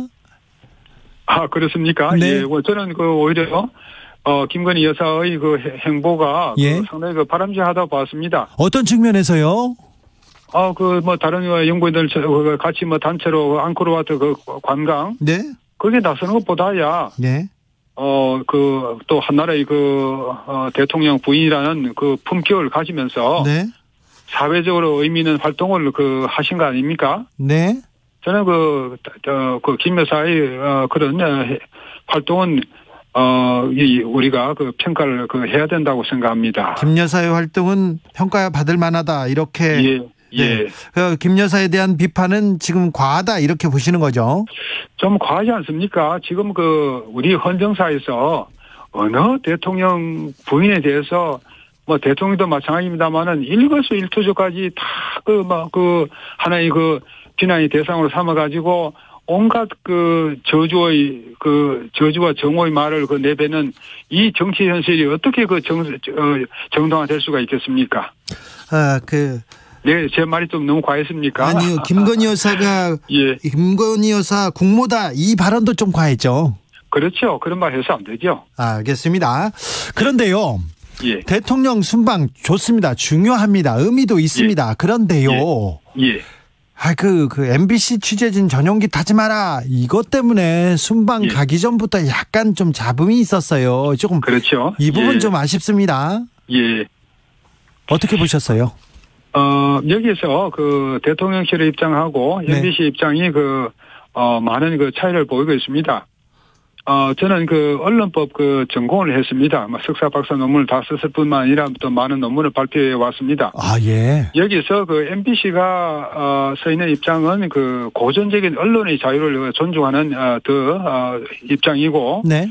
대통령실의 입장은 현대적인 의미에서 언론의 사회적 책임을 정조하는 그런 입장이 있다고 우리가 대체로 분류를 할 수가 있습니다. 네. 두 가지 다 정당성을 갖고 있습니다만은 그러나 현대적인 의미에서 어떤 MBC가 주장하는 언론사의 보도 취재의 자유보다는 국민 일반의 언론 자유를 보다 중시하는 현대적 언론 자유의 경향에서 볼 때 MBC가 가지고 있는 입장이 꼭 이것이 절대적인 것이다. 언론의 자유가 이렇게 무시돼서 안 된다. 이렇게 너무 강조하는 것은 조금 이 언론 법의 조류하고는 조금 어긋나는 것입니다. MBC가 지금 조류하고 어긋남. 평소에 변호사님이 명확하게 이렇게 말씀해 주시는데 이번 MBC 비판에 대해서는 조금 복잡하게 말씀하시는 거 보니까 설명하기가 좀 복잡하신 거 아닌가요? 아이고 어떻든 이런 일이 일어나서는 안 되죠. 네, 그렇습니까? 예. 그런데 오늘 대통령이 이렇게 출근길에 얘기하다가 특정 방송사 MBC한테 악의적이다 이렇게 지적을 했어요. 그리고 대통령실에서도 악의적이라는 표현을 10번이나 이렇게 반복했는데 대통령과 특정 언론의 갈등 이 부분은 크게 이렇게 국정 운영에 도움이 되지는 않으나 보이는데요. 예, 그러니까 제가 드린 말씀은 네. MBC가 고전적인 언론의 자유에 입각해서 언론사의 보도 취재의 자유를 너무 네. 내세우지 마시고 지난번에 MBC가 행한 바이든 날리면 보이나 네. 또는 TV 뭐죠? 거기서 대역을 썼으면서도 그걸 숨긴 것이라든지. PD 수첩. 그런 데서 왜곡 보도를 한 건 사실이니까 MBC가 사과를 하고 또 대통령실에서는 이를 받아들이고 하는 그런 과정이 꼭 필요하지 않을까 생각합니다. 이 사안 MBC와 대통령실의 갈등 MBC가 사과하고 풀어야 됩니까? 그렇죠. 그래서 제가 말씀드렸다시피 MBC가 입각한 정당성의 근거는 지금 현대적인 의미에서의 어떤 언론 법학의 조류에 부합하는 것이라고 할 수가 없습니다. 그런데 어찌 됐건 대통령 전용기 타지 마. 이거는 좀 이거 언론의 자유를 제한한다 이런 비판이 나올 만합니다. 그렇겠죠. 비판을 할 수가 있는데. 네. 그런 어떤 잘못된 보도가 있더라도 MBC가 그런 또 하나의 대통령실이 한 나라를 대표하는 기구 아닙니까? 그렇죠. 거기에 대해서 좀 그런 신뢰가 있었다 그러면은 사과를 하는 것이 도리 아니겠습니까? MBC가 사과해야 됩니까? 먼저 사과를 해야죠. MBC가요? 그렇죠. 잘못된 보도를 했으니까. 그렇습니다. 알겠습니다. 그렇게 보시는군요, 변호사님은. 엉뚱한 말씀드려서 죄송합니다. 아닙니다. 또 변호사님이 그렇게 생각하는 대로 말하는 게 맞죠. 내일 서울 도심에서 진보는 진보대로, 보수는 보수대로, 그리고 여러 집회가 열립니다. 민심이 딱 반으로 이렇게 쫙 갈렸습니다. 자, 대통령 퇴진을 외치는 목소리도 있는데 이거 어떻게 보고 계십니까? 국민의 안산으로서 답답하기 그지없는 일이죠. 예. 다만 제가 한 가지 말씀을 드리자면은 퇴진 집회를 주도하는 분들이 지금 윤 대통령을 이 임기 초반에 퇴진시킬 수도 있다는 생각을 갖는데 그거는 헛된 야심이 아닌가 생각합니다. 그것은 2017년에 탄핵 정국에서 많이 고무된 그런 사고인데 그때와 지금은 여러 가지 많이 상이한 상황이 아니겠습니까? 이런 만약에 지금 퇴진 운동이 그런 2017년의 정국을 연상하면서 하는 것이라 그러면은 좀 자제하는 것이 필요하지 않을까 생각합니다. 네. 그렇지는 않겠죠. 나라를 생각해서 나온 사람들이겠죠. 우선 그분들은 윤 대통령을 퇴진시켜야 한다. 거기에 사로잡혀 있지 않습니까? 그러나 2017년하고 비교해서 지금은 정부가 정상적으로 작동을 하고 있고 또 윤 대통령이 이제 그분이 가지는 강한 리더십이 있지 않습니까?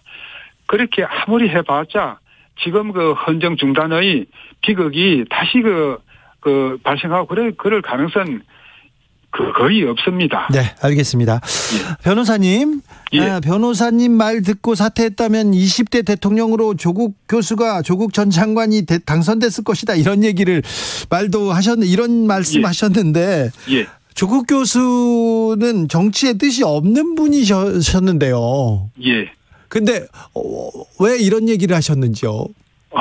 조국 교수 정치에 뜻이 없다고 말씀하시는지 제가 좀 이해하기 어렵습니다. 이해하기 어렵다고요? 예. 그래요? 누구든 간에 만약에 자기가 전국적인 인물이 돼서 다음 대통령으로 여론조사 지지에서 한 10% 정도 이상 나온다 그러면은 그때부터는 그분의 눈에 보이는 게 없습니다. 그리고 조국 교수는 아주 정치인으로서는 훌륭한 자질을 갖고 있는 거죠. 조국 교수는요? 제가 볼 때 이 대통령이 될 수 있기 위해서 두 가지 기본적인 요건이 필요하다고 봅니다. 첫째는 이 시련과 역경을 이긴 그 순환의 그 서사가 예? 그 갖춰져 있냐 하는 점이고 네.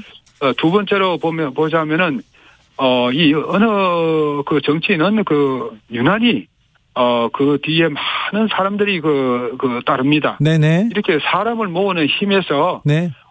그 조국 교수는 탁월한 능력을 갖고 있는 거죠. 아, 그래요? 거기다가 그 조국 교수가 이 화려한 그 외모라든지 언변이라든지 이런 그 정치적인 그 자산의 면에서는 조국 교수를 따를 수 있는 사람이 과연 그 누가 있겠습니까? 아, 그래요? 저는 그 당시에 그 조국 교수가 조금 그 자제를 하면서 그 퇴진을 하고 자숙을 하면서 했다 그러면 그 수사가 그렇게 확대가 안 됐을 것이고, 그렇게 해서 그 지난 총선에 뭐 국회에 나갔으면은 뭐 당선은 뭐 말할 것 없죠. 그렇게 해서 그 대선까지 바로 직행해서 지금 20대 대통령은 조국 교수가 됐을 것이라고 보는 겁니다. 이거는 이제 제가 조국 교수의 정치적인 입장을 그 동조하는 것이 아니고 저하고는 그 많은 상반되는 점이 있습니다만은 네. 조국 교수가 가지는 그 훌륭한 정치인으로서의 그 자질, 능력 뭐 이런 것은 그 우리가 그 평가를 할 수 있지 않을까 합니다. 알겠습니다. 그러니까 조국 교수를 좋은 정치의 제목으로 보시는군요, 그 변호사님은. 그렇죠. 예, 그만한 사람이 그 잘 없죠. 잘 없는 것이 아니고 우리 해방 후에 지금까지 그 정치인 중에서 우리가 정치적 입장을 떠나서 생각한다 그러면 조국 교수만한 분이 거의 없었죠. 그러면 이제 민주당 차기 대선은 조국과 이재명의 싸움입니까? 저는 그 이재명 당대표의 이제 우는 다 했다고 봅니다. 그 이재명 시대는 저물고 있고 그 공백을 누가 메울 것이냐. 네. 막 그런 점에서 한번 생각해 봐야 되지 않을까. 알겠습니다. 예. 이건 신평 변호사님 생각인데요. 다음번에 모셔서 얘기 듣겠습니다. 예. 건강하시고 말씀 감사합니다. 네, 수고하셨습니다. 네, 신평 변호사 말씀 나눴습니다.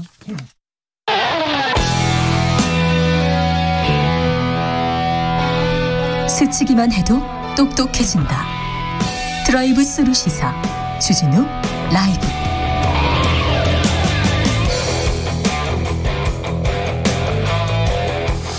훅 인터뷰 이어가겠습니다. 빈손 외교를 넘어서 미국과 일본의 대중 압박 공세 전략에 편승하는 자충수를 뒀다.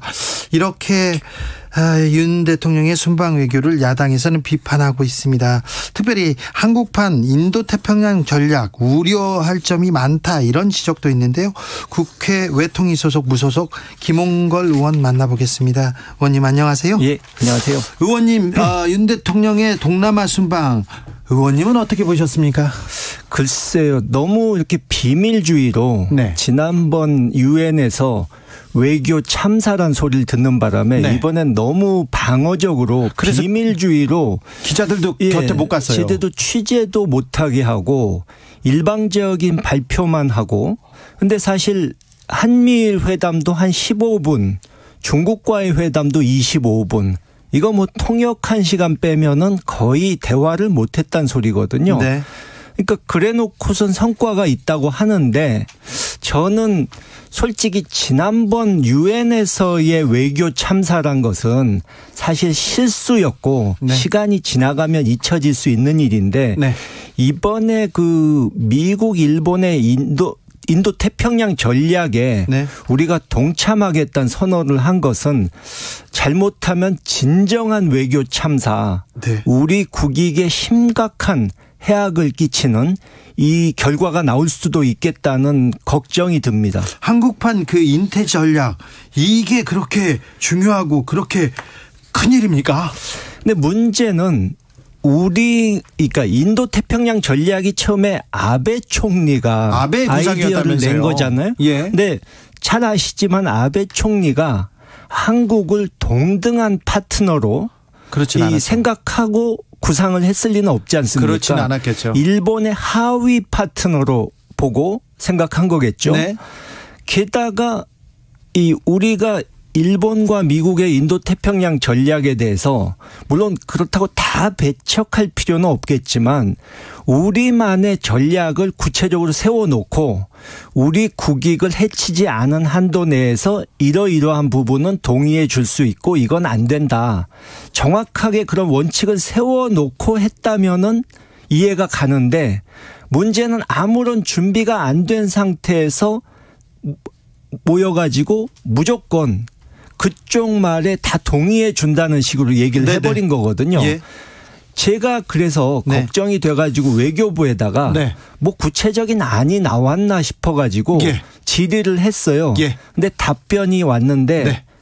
A4 용지 딱 2장입니다. 여기. 네. 어떤 내용이 있습니까? 근데 다 그냥 추상적이고 애매한 내용뿐이고 저희가 구체적인 내용을 다시 질문을 했거든요. 예. 뭐 예를 들어서 안보에서의 우리 역할 확대라는 것이 인도 태평양 지역에서 우리가 군사 활동도 할 수 있다는 소리냐. 네. 뭐 그리고 가치 공유국 간의 연대란 말이 우리하고 동일한 정치제도 그러니까 민주주의 하는 나라하고만 상대하겠다는 소리냐.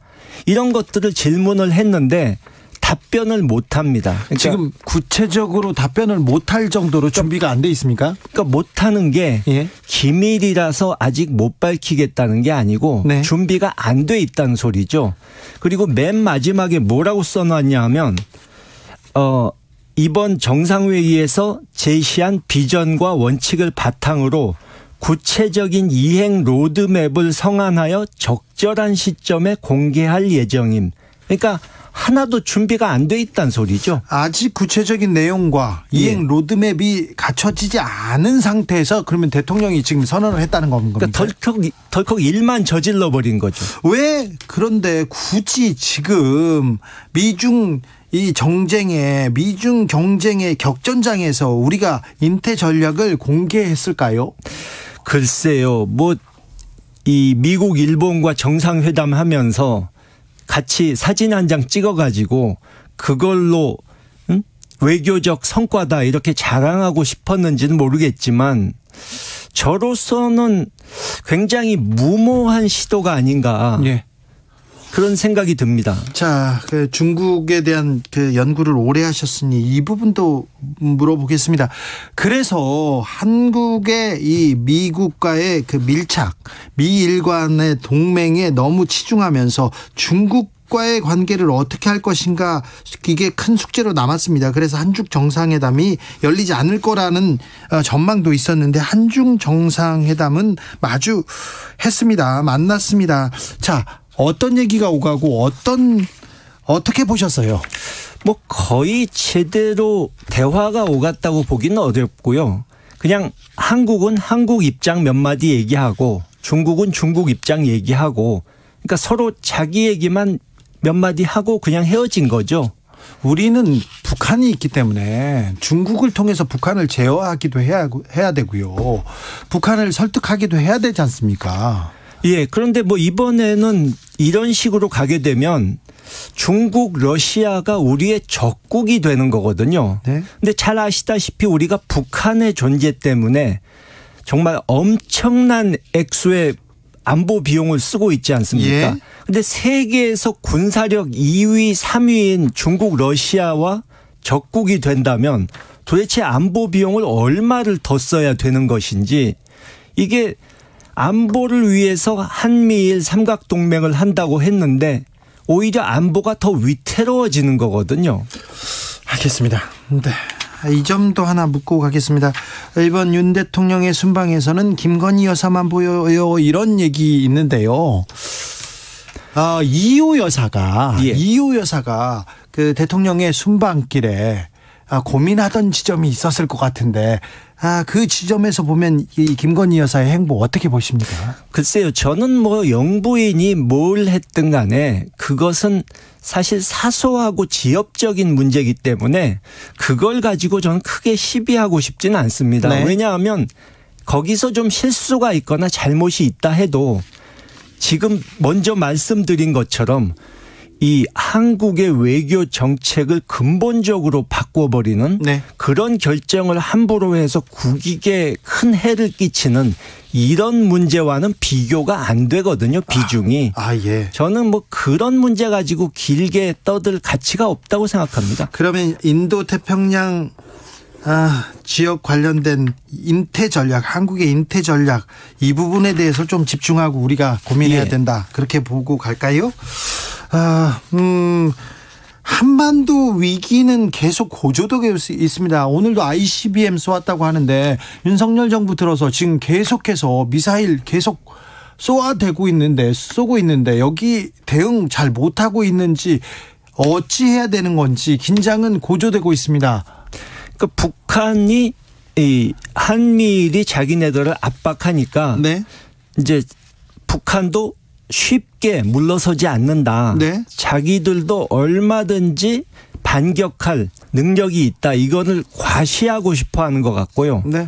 ICBM 쏘는 것은 이 군사 전문가들 견해는 화성 17형 신형 ICBM을 제대로 실험을 해본 적이 없기 때문에 그걸 이 실험을 완성을 하기 위해서 네. 그러니까 완벽하게 테스트를 해보기 위해서 쏘는 것 같다. 이런 견해가 많더라고요. 네. 핵실험은요. 핵실험을 임박했다는 얘기가 지금 1년째 나오고 있는데 이 핵실험을 하지 않는 이유는 뭘까요? 사실 핵실험은 이미 6차례 하면서 할 만큼 성능 테스트를 했기 때문에 한 번 더 하는 게 크게 그 기술적으로는 의미가 없습니다. 그래서 미사일만 쏘아대고 있군요. 제가 지난달에도 가능성이 높지 않다는 말을 했었는데 네. 뭐 정치적인 효과를 노린다면 모를까 기술적으로는 꼭 해야 될 이유는 없는 거죠 지금. 네, 알겠습니다. 네, 빈살만 사우디아라비아 왕세자 어제 방한했습니다. 다 빈살만 얘기만 하고 있는데요. 혹시 만난 적은 있으신지요? 저는 없습니다. 그래요? 네. 사우디나 중동 국가에 가서 왕세자들, 왕족들 많이 보셨지 않습니까? 예. 이번 빈살만의 방안 어떻게 보고 계신지. 우리 언론에서는 그리고 우리 경제계는 부푼 꿈에 지금. 저 두 가지 각도에서 말씀드리고 싶은데요. 네. 하나는 윤석열 정부에서 가치 외교 이런 걸 강조하면서 민주주의, 인권의 가치를 가진 나라들과 연대한다. 네. 이런 얘기를 강조하는데 그게 얼마나 허망한 얘기인지 잘 보여주는 예라고 할 수 있습니다. 네, 사우디아라비아가 이 절대 왕정 국가 아닙니까? 또 여성 인권만 놓고 따지면 중국, 북한만도 못하죠. 근데 이렇게 잘 대접해 주는 거는 우리가 실리를 얻어야 되기 때문 아닙니까? 근데 어떤 나라는 인권 민주주의 때문에 상대 안 하고 어떤 나라는 저렇게 잘 대접해 주고 이렇게 하면 이중잣대 아닙니까? 국제사회에서 그런 소리 하면 어떻게 존중을 받겠습니까? 그리고 저는 우리 언론이 막 엄청난 호재가 온 것처럼 호들갑 떠는 것도 빈살만 찬양하고 난리 났어요. 문제가 있다고 보는데요. 이게 그동안에 사우디하고 여러 가지 MOU 맺었던 기업들이 실제로 계약까지 성사가 안 된 경우도 많고요.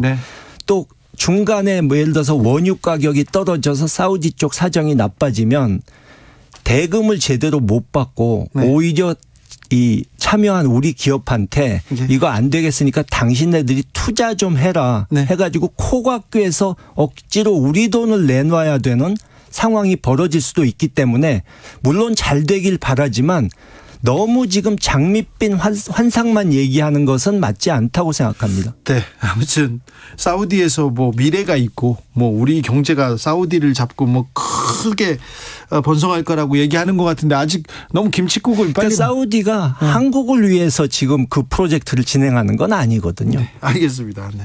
마지막으로 이거 물어봐도 되는지. 네. 김은혜 대통령실 홍보수석이 재산을 축소 신고한 의혹으로 경찰에서 조사를 받았는데요. 불송치 결정을 내렸습니다. 재산 15억 축소 신고했는데 이거 액수가 작다 이렇게 불송치한다 얘기했는데 이 부분 어떻게 보셨어요? 이 윤석열 정부의 공정과 상식은 내 편, 내 사람에게는 적용이 안 되는 걸로 이미 뭐 다 국민들이 알고 있지 않습니까? 네. 아무튼 이건 15억이 축소 신고했는데 이게 뭐 액수가 작아서 불송치한다. 이거는 좀 뭐 받아들이기 좀 쉽지 않을 것 같은데 국민들은. 뭐 한두 번 그런 건 아니니까요. 아, 그래요? 네. 그래도 할 말이 있으실 것 같은데. 여기까지 할까요? 예. 네. 김홍걸 의원과 말씀 나눴습니다. 감사합니다. 예, 수고하셨습니다. 교통정보센터 다녀오겠습니다. 이승미 씨. 네, 이 시각 교통정보입니다. 오늘 퇴근길 금요일이라 많이 밀리고 있습니다. 영동고속도로 인천 방향인데요.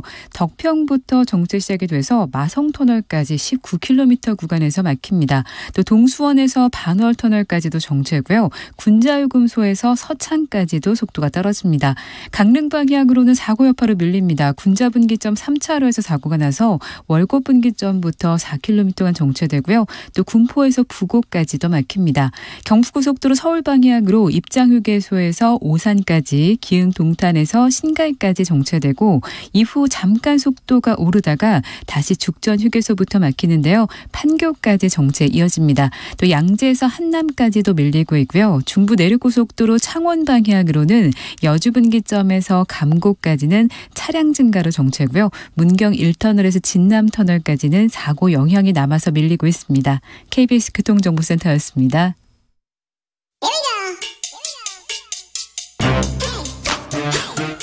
뉴스를 향한 진지한 고민, 기자들의 수다. 라이브 기자실을 찾은 오늘의 기자는 미디어오늘 정철훈 기자입니다. 어서 오세요. 안녕하세요.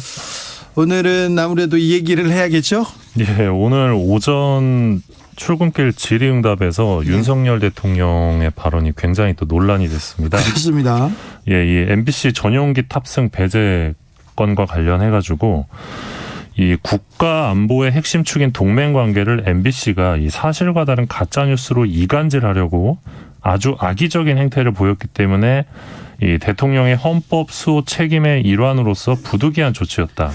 이게 대통령의 워딩입니다. 가짜 뉴스로 이간질하고 아주 악의적인 행태. 예. 이렇게 과격한 단어로 특정 언론사를 비판했습니다. 예, 가짜 뉴스, 이간질, 악의적 행태. 헌법 수호를 위해서. 예, 맞습니다. 그럼 이게 반헌법 수호 기관인가요, MBC는? 네, 지금 조선일보마저 비판했던 이 MBC 기자 전용기 탑승 불허와 관련해서 아무 문제 없었다라는 기존의 입장을 대통령이 이제 되풀이한 건데, 여기에 이제 MBC 기자가 질의를 합니다. MBC가 뭘 악의적으로 했다는 거죠? 뭐가 악의적이에요? 라고 질문을 했는데, 대통령께서 이제 답을 하지 않고 자리를 떴습니다. 근데 이후에 이 대통령실 홍보기획비서관이 MBC 기자를 향해서, 들어가시는 분에게 예의가 아니지라고 하면서. 예의가 아니지? 예. 두 사람이 설전이 벌어집니다. 근데 저는 이 설전이 현재 이 대통령실의 어떤 언론관을 보는 상징적인 대목인 것 같아서 기자한테 대통령한테 예의가 아니지 이렇게 얘기하는데 기자는 국민의 대표로 국민 대신해서 묻고 있는 건데 이렇게 얘기하는 것이 예의가 아니지 이렇게 저는 좀 돌려주고 싶은데요. 네, 이 홍보기획비서관도 기자 출신이잖아요. 네, YTN 출신인데 아무튼 뭐 그 설전이 계속됩니다. 그 이후에 이렇게 저희가 뭘 조작했다는 거예요. 계속 MBC 기자는 따져 물었고 홍보기획비서관은 몰라요? 라고 이렇게 되물었고 MBC 기자는 뭐 증거를 대봐요. 분석한 거 있다면서요. 증거를 내놓으라고요. 막 이렇게 소리를 치고 홍보기획비서관은 아직도 이렇게 듣네 라고 또 맞받아치고 MBC 기자는 지금 뭐 군사정권이에요? 라고 하니까 비서관이 또 발끈해서 군사정권? 왜 군사정권이라는 말이 나와요? 이러면서 맞받아치니까 MBC 기자가 이렇게 독재적으로 하는 게 어딨어요? 이렇게. 독재, 군사정권 이런 얘기까지 나왔습니다. 예.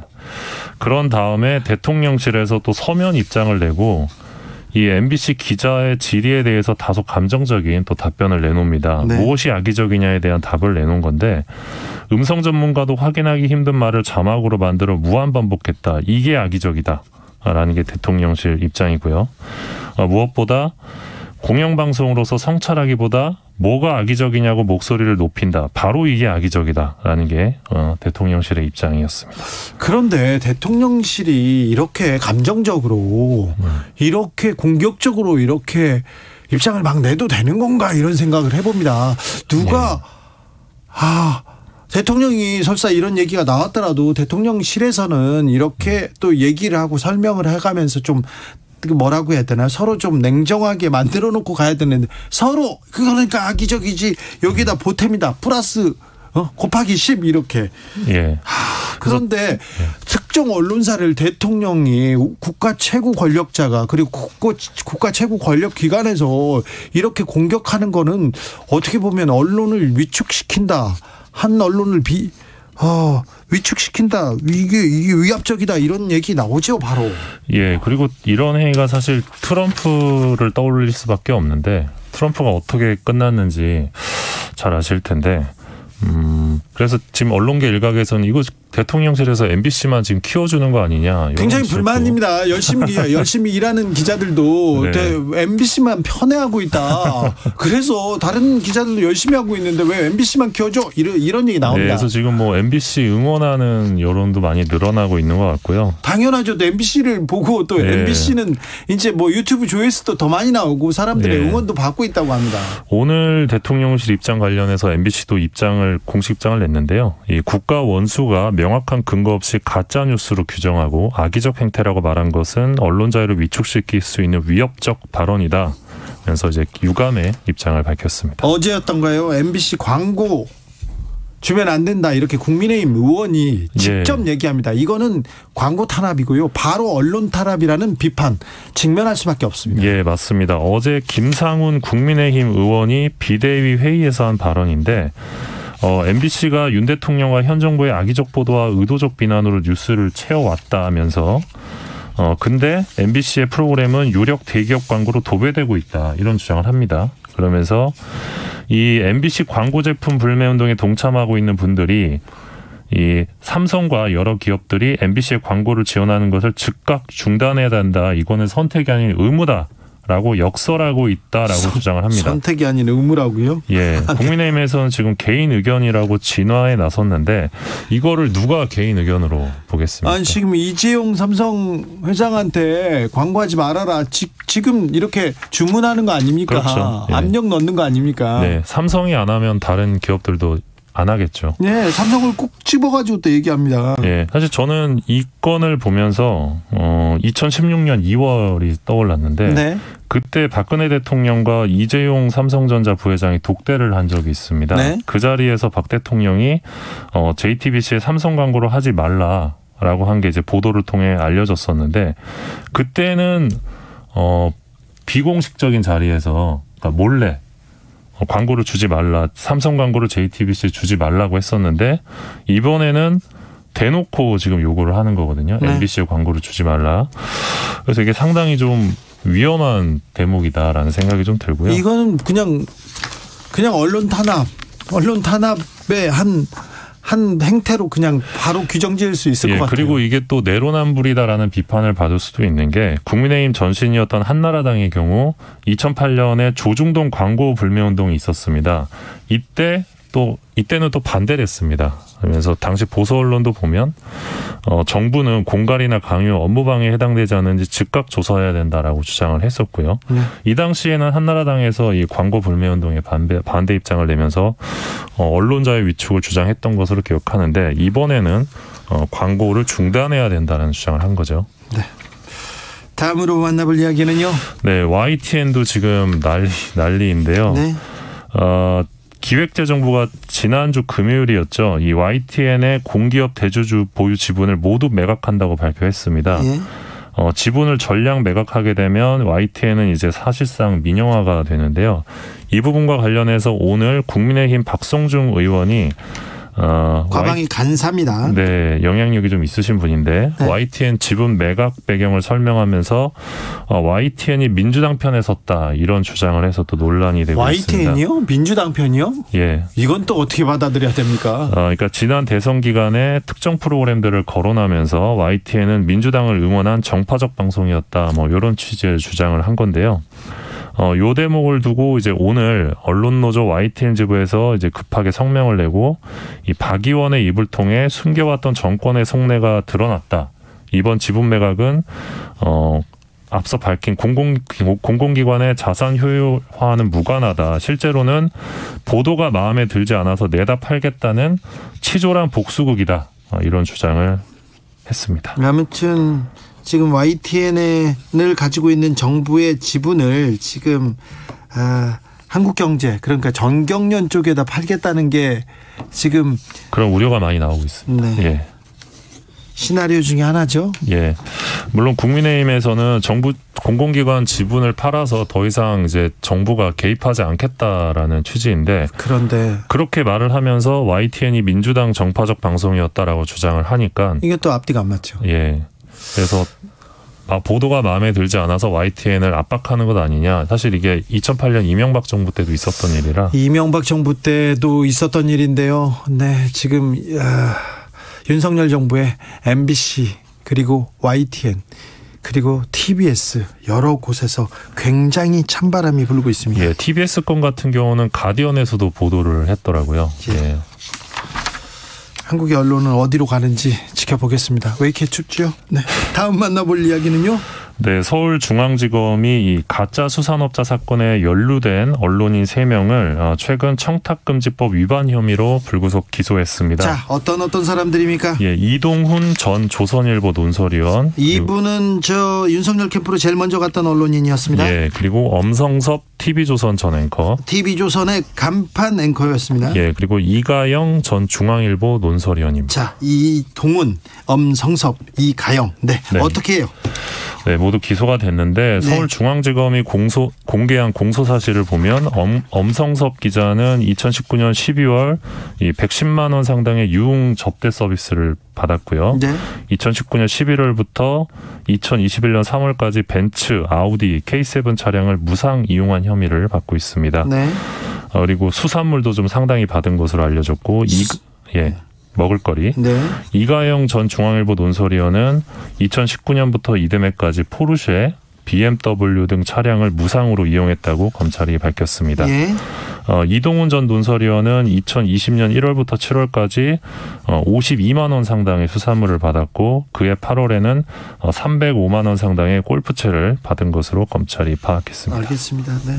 돈 받고 차 받고 그랬던 언론인들 3명이 네. 기소됐다는 얘기입니다. 네. 참 기자들 중에 뭘 받고도 재판도 안 받고 그냥 풀려나는 사람들 많았는데요. 네. 이 사람들 어떻게 되는지 지켜보겠습니다. 네. 엄성섭, 이가영, 이동훈. 기자들의 수다 미디어 오늘 정철은 기자와 함께했습니다. 감사합니다. 고맙습니다. 정치 피로, 사건 사고로 인한 피로, 고달픈 일상에서 오는 피로.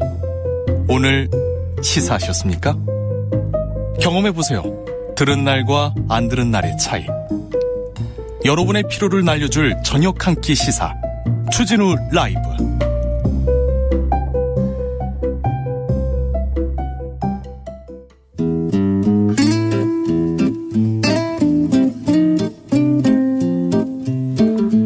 현실의 불이 꺼지고 영화의 막이 오릅니다. 영화보다 더 영화 같은 현실 시작합니다. 라이너의 시사회.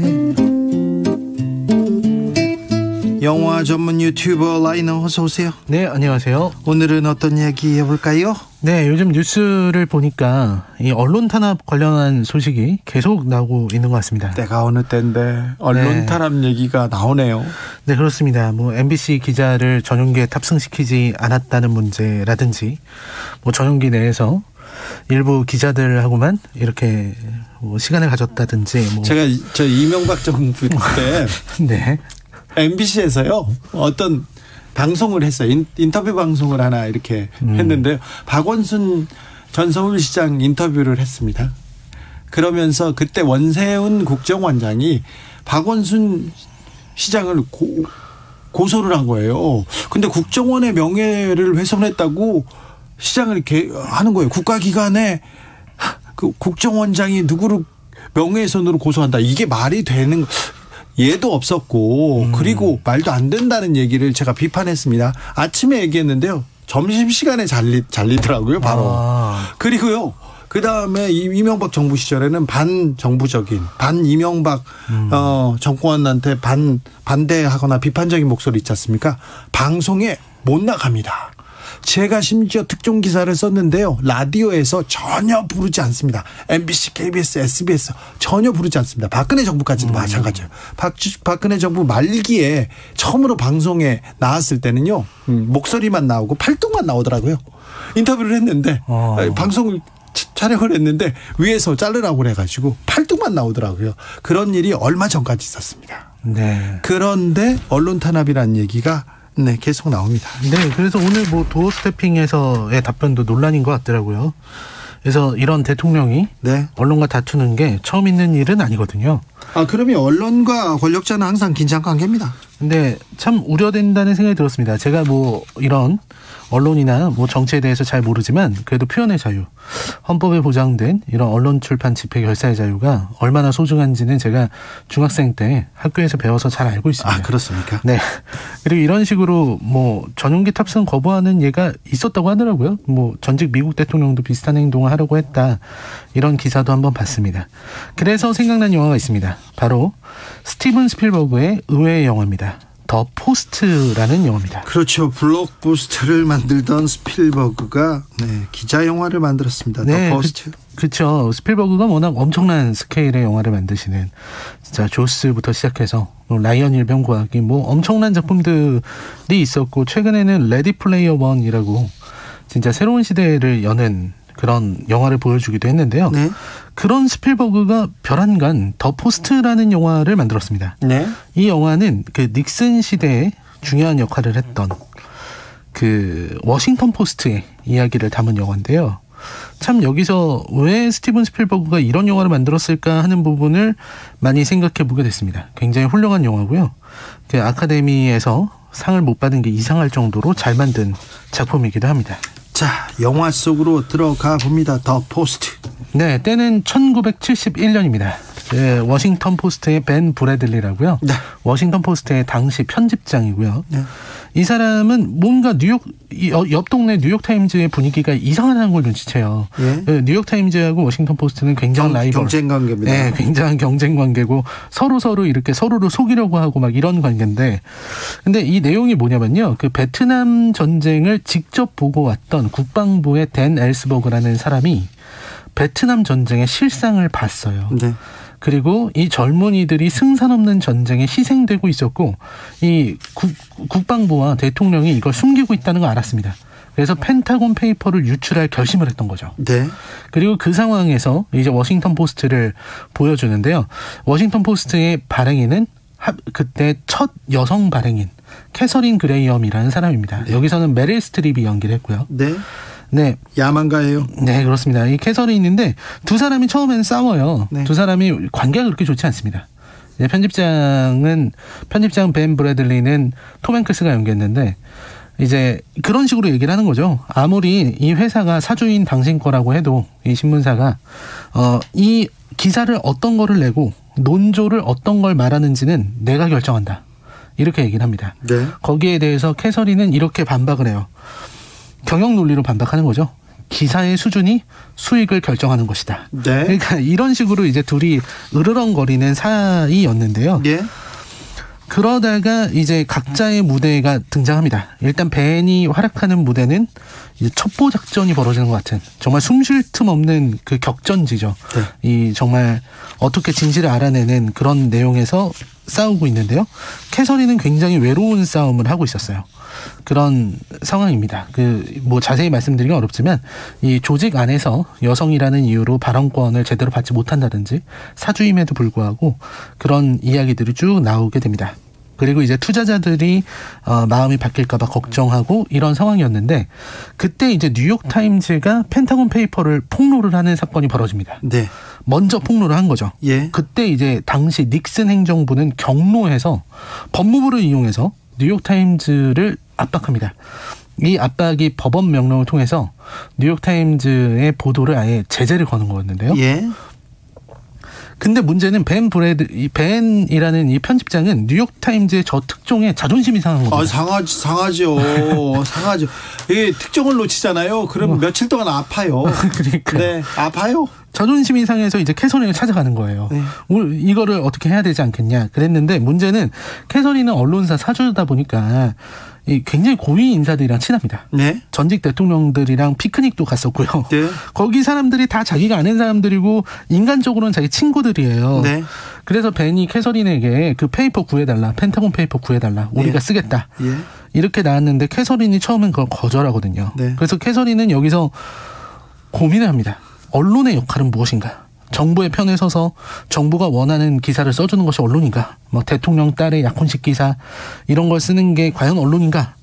아니면 친구를 잃더라도 진실 보도라는 벤의 방식에 손을 대야 되는가? 이런 고민을 엄청 하게 됩니다. 예.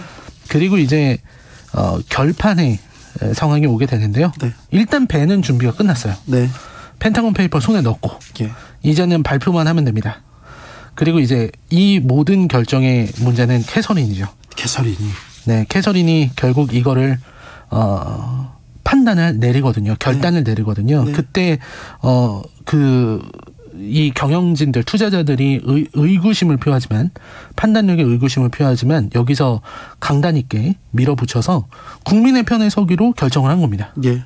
그래서 회사의 운명을 걸고 자신의 삶을 걸고 기사를 내보내는 장면이 나와요. 예. 모든 갈등이 끝나고 이 신문이 이렇게 인쇄기가 막 돌아가면서 역사적인 그 기사가 나가는 거죠. 그 장면이 쭉 나오는데 되게 명장면입니다. 네. 그리고 이제 워싱턴 포스트도 역시 뉴욕타임즈처럼 그 대통령과 정부의 제재를 받게 되고요. 네. 둘의 이제 언론의 자유와 관련된 재판이 걸리게 되고 뉴욕타임즈랑 워싱턴 포스트가 나란히 연방대법원의 판결을 받게 되는 거죠. 네. 그래서 연방대법원으로 가는 장면도 되게 재밌고요. 워싱턴 포스트의 사람들하고 뉴욕타임스하고 만나서 서로 이제 농담 주고받는 것도 되게 재밌어요. 네. 평소에는 그렇게 믿더니 여기 서 있으니까 이뻐 보인다고 서로 얘기하는 게. 이제 동지니까요. 그렇죠. 네. 그렇게 됐는데 아무튼 연방대법원의 판단은 6대3으로 언론의 자유의 편을 들었습니다. 네. 그래서 아무튼 여기서는 편집국장하고 사장이 갈등을 하잖아요. 네. 보통 우리는 사장들이 거의 맞거든요. 제가 여의도 순복음교회에 대한 기사를 이렇게 9달 이상 교회를 가가지고 기사를 썼는데요. 네. 그때 시사저널의 사주가 순복음교회 장로셨어요. 네. 그리고 저희 친형이 순복음교회 그때 오래 다니셨고 그리고 형수 집안 사람들이 다 거기 오랫동안 권사님이셨는데 뭐 그냥 썼죠. 뭐 저는 뭐 아무런 갈등 고민도 없이 그냥 하겠다고 했었습니다. 그리고 또 어떤 기사를 쓴다고 했을 때 삼성 관련된 기사를 쓴다고 했었을 때 또 그 사주가 나를 차라리 죽여라 그러면 차라리 그럴까요? 그러고 했던 일도 있었는데 많은 게 생각납니다. 자, 라이너가 이 영화를 추천하는 이유는요? 네, 이 영화가 민주주의가 무엇인가 요걸 묻고 있는 영화라고 생각하기 때문입니다. 네. 제가 더 포스트가 나온 지 2018년인가 그때 나왔거든요. 그러게요. 네, 그때 제가 첫 리뷰 쓸 때 그 제목을 이렇게 적었습니다. 일그러진 권력자를 향한 품위 있는 한방 이렇게 적었거든요. 네. 여기서 일그러진 권력자는 중의적 의미죠. 네. 당시에 닉슨이기도 하고 또 이 영화가 나올 당시에 도널드 트럼프이기도 합니다. 네. 되게 부러운 작품이기도 하거든요. 왜냐면 이 영화에서는 뭐 케네디의 암살, 뭐 제클린에 대한 이야기, 그리고 닉슨 대통령에게 아무리 영화라지만 실제로 닉슨 이름을 언급하면서 욕을 하기도 합니다. 참 대단한 일이죠. 저는 한국 영화에서 한 번도 이렇게 원색적으로 전직 대통령에 대해서 표현하는 거 본 적이 없거든요. 저수지 게임이라고 있습니다. 네. 저수지 게임이라고 있는데요. 이명박 전 대통령의 헌사로 시작됩니다. 네. 근데 그거는 이제 다큐멘터리, 극영화에서. 네. 네. 이 작품이 이제 트럼프 시대에 나온 거고요. 여기서 이제 닉슨은 아주 철저한 악역으로 나와요. 굉장히 백악관에서 뒷모습만 나오는데 하는 일이라고는 그냥 협잡만 꾸미고 있습니다. 영화에서 닉슨 대통령은 가장 나쁜 사람으로 나옵니다. 항상. 네. 그리고 모두가 국민을 속였습니다. 닉슨뿐만 아니라 뭐 트루먼, 아이젠하워, 케네디, 존슨 전부 다 속이고 있었던 거죠.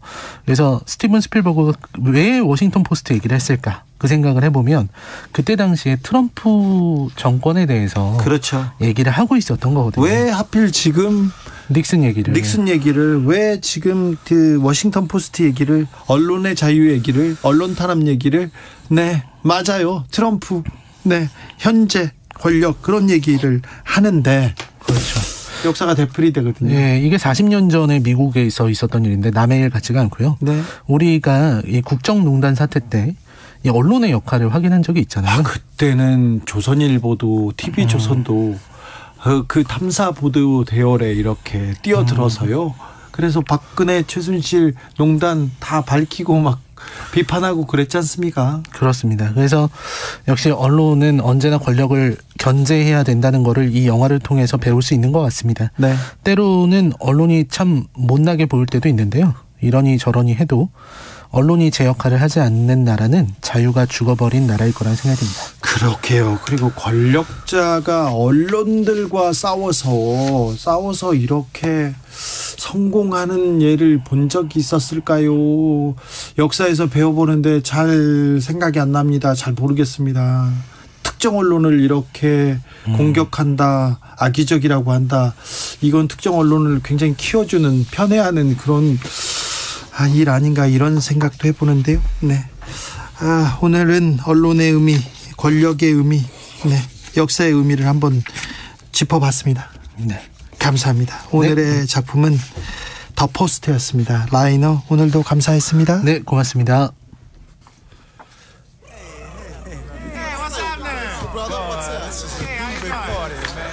마빈 게이의 What's Going On 들으면서 주진우 라이브 여기서 인사드리겠습니다. 저는 내일 오후 5시 5분에 주진우 라이브 스페셜로 돌아오겠습니다. 지금까지 주진우였습니다. There's too many of you crying.